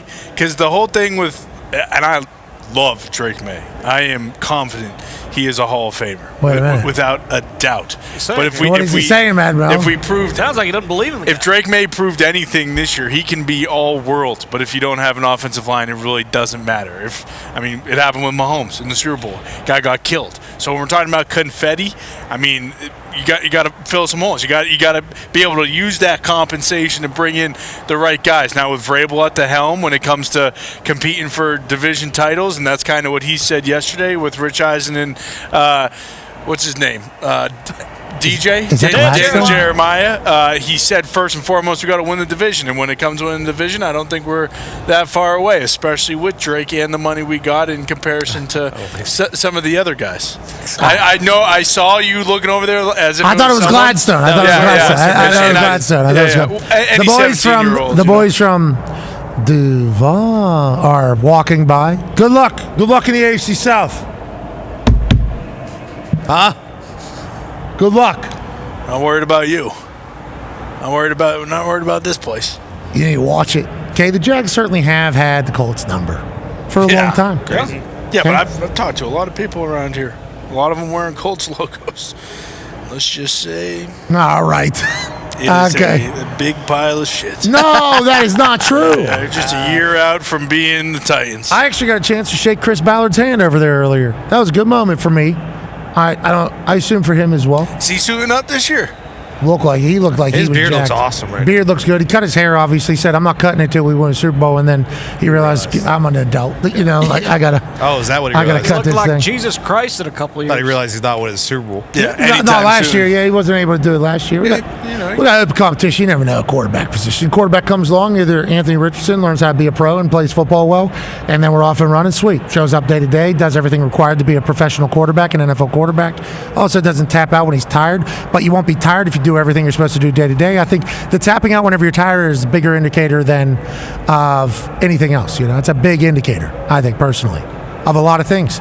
Culture, one of them. He should not think it's okay to do that. He should want to be able to be out there with the boys no matter what happens. So you change the culture a little bit here in Indy. You get a couple guys in here, get a couple guys out of here. You get the quarterback position right. You get the loud house rocking. Yeah. Huh? Yeah, it's like 15 things. That's fine. You know, it's not as if that could That's be what fixed. this season's all about. Yeah. That's what this season's all about. Everybody's 0-0. We just heard it. Mm-hmm. Bingo. That's what Lombardi said. That's the thing about the Patriots, man. Better yesterday, or better today than we were yesterday. Yeah, 1% absolutely. better And tomorrow, what? We're going to be 10 times better than we were today. Yesterday, I think. Yeah, Because you but really stink today. Tomorrow is today. I'm seeing a lot of people that do just. Well, doppelgangers. I can't see with all the lights. Yeah, it's impossible. Lights are very bright. Everybody looks like Great somebody. lights. But everybody's like staring at us and can see us very well. Mm-hmm. You know, so I always wonder, like, if we got heat with somebody they're walking by and we're literally looking in their direction going, "Hey, how you doing?" And in their head, they're like, they called me a big dumb dipshit just about two weeks ago. Whatever. I mean, that's why. Who did we have on yesterday? Matt Rule. That's why I love Matt Rule so much. Because when he was in Carolina, I can specifically remember calling him an absolute doofus. And he probably knows. He probably doesn't care because he knows it didn't go well over there. Well, I think what a lot of these coaches understand is there's a lot more than we would ever realize if we're not in the building on why something isn't working. You know, so they certainly can build up some spite and anger towards people. But I think Coach Rule potentially listened to that and then listened to a couple more clips and he was like, you know what, those guys, those are my type of guys. It's coming from a good place. And Frank Reich helped him. Well, and I heard some stuff about that. You heard a lot. Carolina Panthers are in a good spot from what I've heard. Okay. Right? They don't need a quarterback. Got a quarterback. Don't need a quarterback. Morgan, the GM. Dog. I believe he's going to be on the program at some point in the next few weeks, I would assume. Some coaches that I've known through my football journey are down there coaching. Got a chance to catch up with them, chit-chat with them. The things they're saying about the way the organization is running right now versus maybe what they had heard about the organization from years past, just being like, things are feeling on the up and up. Yeah, things are feeling very good over here. That's sweet. And it all goes back to Tepper donating a stadium. Yeah. Right? For that concert, yeah. It didn't hurt. Donate, and then Bryce coming back, he gets benched. Then he watches Andy Dalton go bananas. Balled out, yeah. And then he goes, okay, takes a breath for a bit, doesn't have a team, literally a whole program and organization on his back, gets to watch a pro be a pro, how he goes about doing his things, and also how much he maybe trusts or understands this or looks this, and then gets dropped back in. It's like, good, we feel good.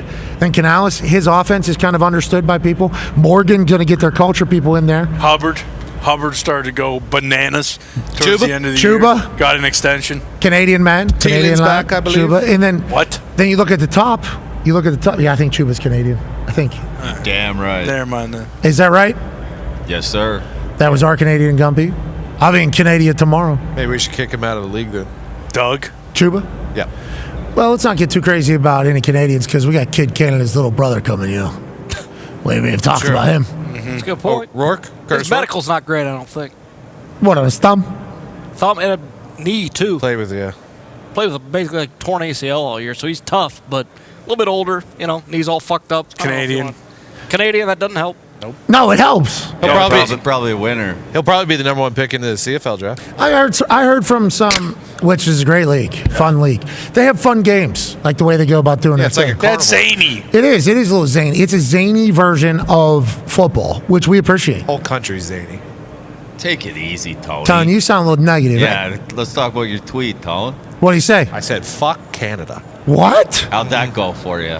Why'd you do that? In what way? He muted it. He didn't see any of it. Bingo. I got saw no a lot repercussions. of it, 'cause Got I a got lot a of phone call Canadians about yelling it. at air. They tend to forget. We can send about, 50 guys up there and take over the whole country. Okay, all right. We knew that's what you were alluding to, and I don't love that at all. I would like to say that it does feel like the Canadian hockey team beating the United States of America in the Four Nations in Boston was like we're staying a country. And that has just gotten real quiet, hasn't it? Since that game, there has been no chatter of Canada really becoming the 51st state.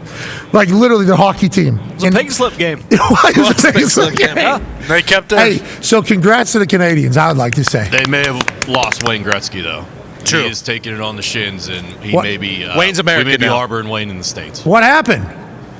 Let's just say he Jumping?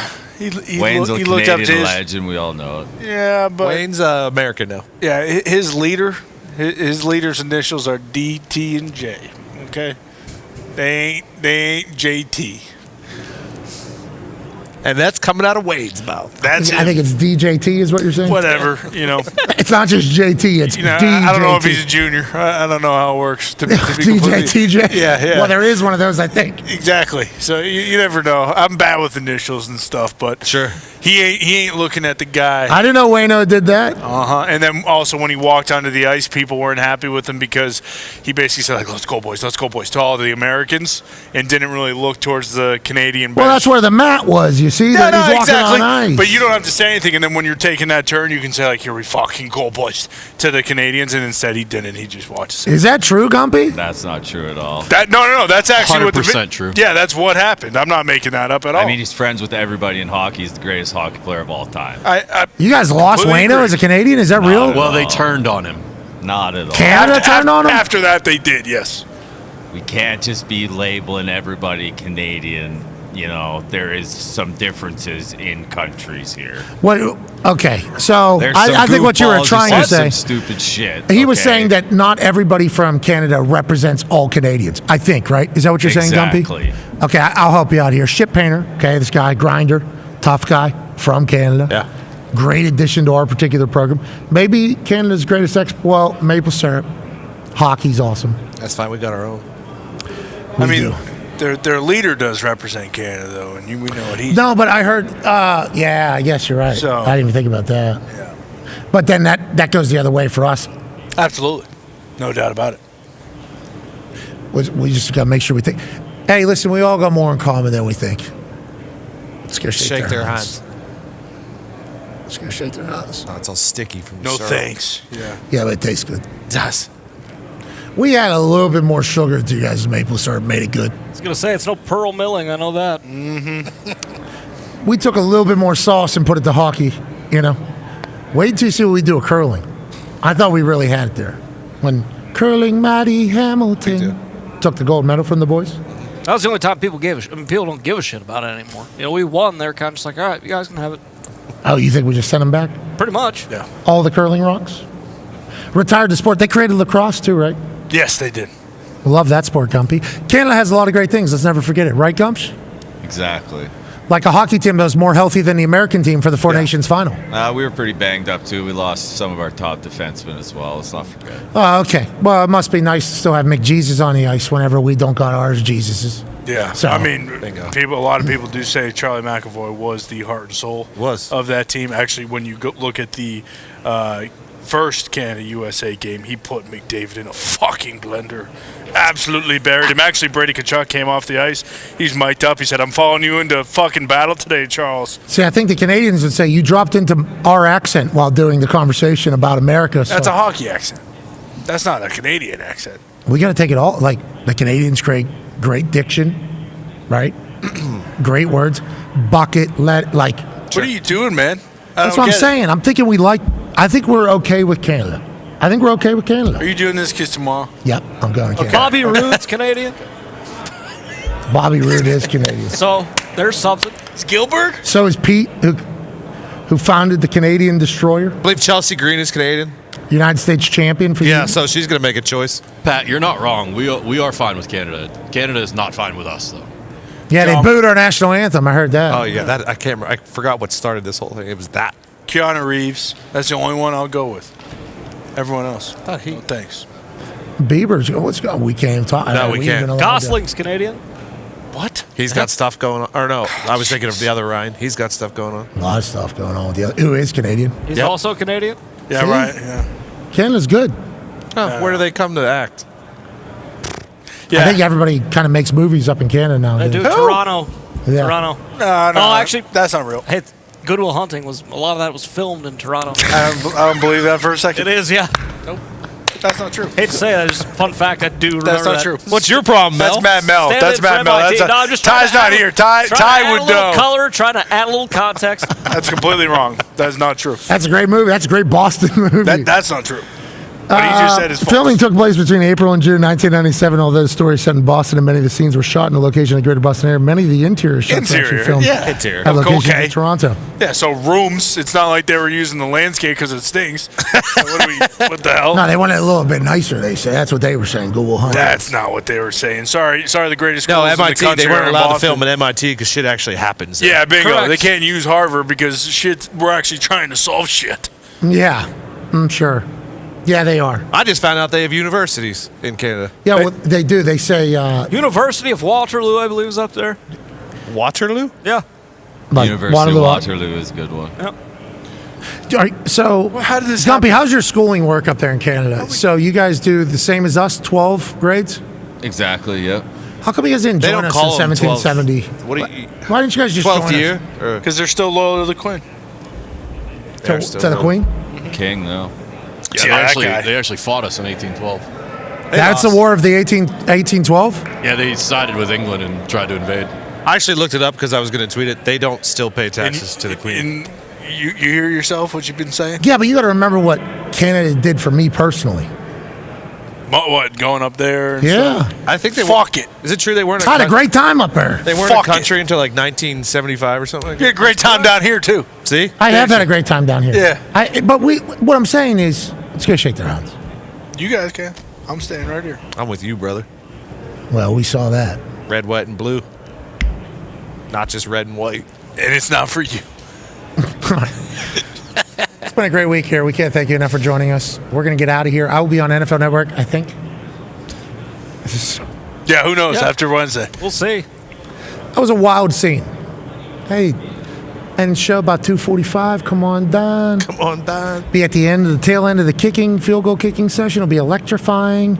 Then we go right into the punters. You're there, microphone on the field, just like every other position group. Has like ex-players on the field. You hosting it. Get down there. Wasn't even broadcast. Nobody was filming that. There was not a single camera on when I walked down there. That seems like a miscommunication. That's going to happen. That's life. But today, in this place, communication is key. What do you learn about a prospect that makes you think to yourself, I want that person to be in our building? What do you learn about a player that makes you think, that guy can fit in on our football field? What about an undersized, a little too fat, maybe a little bit too slow guy? What characteristics does he have deep down in his soul, in his plums, that make me believe that whenever he gets an NFL jersey on and an opportunity to be in the NFL and live his dreams, he is going to give his all to that. He's not going to fuck it up. That's what this is all about. And then when you watch these athletes run on the field, what you're seeing is humans do things that they would have never even comprehended 20 years ago, 30 years ago. We might see somebody run a 4.19 this weekend. 40. That's 120 feet, okay? 4.19 from a stop. Not allowed to be moving this ain't a fly 40. This is from a dead stop. This is like cheetah type shit. This is like, this is the fastest car you could get from zero to finish line. This is unbelievable what humans are capable of. And it's all on display this weekend. All the teams are looking to get better. All the players are looking to get drafted. And we're just trying to have a fantastic weekend, watching it all, enjoying it all, and seeing who the hell is going to win Elimination Chamber. We can't thank everybody enough for allowing us to be a part of your day-to-day. We can't thank everybody enough for rejoining us this week after a 2-week hiatus. I mean, what an absolute That was the longest time. It feels so long being away. It was maybe a month, it felt like, that we weren't doing this. And every time there's like a natural fear, like, once we stop, nobody's going to come back. They're going to watch other shows once again and say, yeah, we're going to do this. They're going to say, my life was better without that dumbass show part of my life. That is always the fear. That is always the anxiety. So those of you that have rejoined us, we can't thank you enough. For those that are brand new, yeah, this is how it goes. At all of it. Gonna get sued. This is going to happen. This is the experience. And we are incredibly grateful for it all. Just like I'm grateful for all the boys. Boys up here, great work this week. Hey, great work. Good work. To the crew, great work, boys. Great work. And girls. Great work, crew. Great work to the crew. Thank you all so much. From the lighting and miking to the cameraing, to the rigging and building, to OLED, from Avon with the LED board. Legend. To Zito and Tim McAfee doing the moving of this whole thing. To Fosso being on an email chain since December and making sure all the I's are dotted and T's are crossed. We appreciate you, Fosso. To Brusso having to do a little moving. Hey, Bruce. You're the best, Brownie. And to the truck, great work, boys. Good work, David boys. Charles. Great work, truck. Just saw Grigson walk by. He appears to be, he's 275. He's back. Oh, he's that big guy. Yeah, he's the orangutan looking fella. Holy fuck. He's jacked. Hey, he looks. Big guy. Big boy. It's like Andrew Whitworth, kind of. I thought that was. It was nice catching up with him last year at this event. Chit-chatting, hearing some things from his side, allowing him to hear things from my side, and then boom, bang, we move on. A lot of mingling, a lot of talking, and we're so lucky that we've been here. We'll see you on Monday. It's going to be a good one. Hell yeah. Matthew Stafford staying with the Rams. What happens with all the quarterbacks? How about all these draft prospects? Who pops this weekend? Who drops this weekend? What are the storylines coming out of Indianapolis from the insiders other than they just try to fight each other at Starbucks? Sure. We shall see. We'll be on it all. All right, boys. Be a friend, tell a friend something. Oh. Big Night Out is coming soon to Pittsburgh, Pennsylvania. This is a show that I believe is unprecedented. I would say so, yeah. For sure. Mad Mel, what would your descriptor be of Big Night Out after what you know of it, what you've heard of it, and everything like that?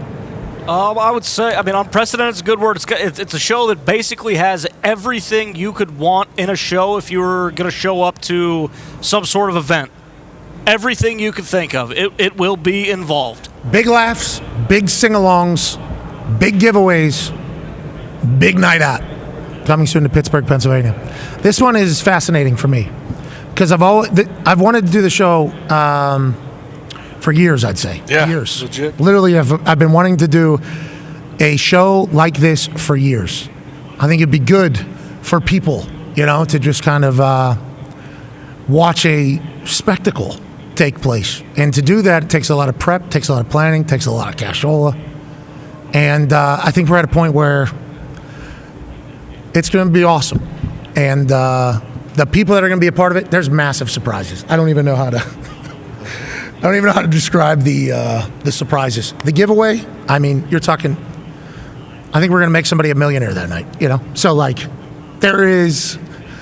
I'm trying to make, it's going to be a big night out. And we can't wait to get to Pittsburgh. With that being said, be a friend, tell a friend something nice. It might change their life. We're in this thing together, okay? Team on me. Team on three. 1, 2, 3, team. Goodbye.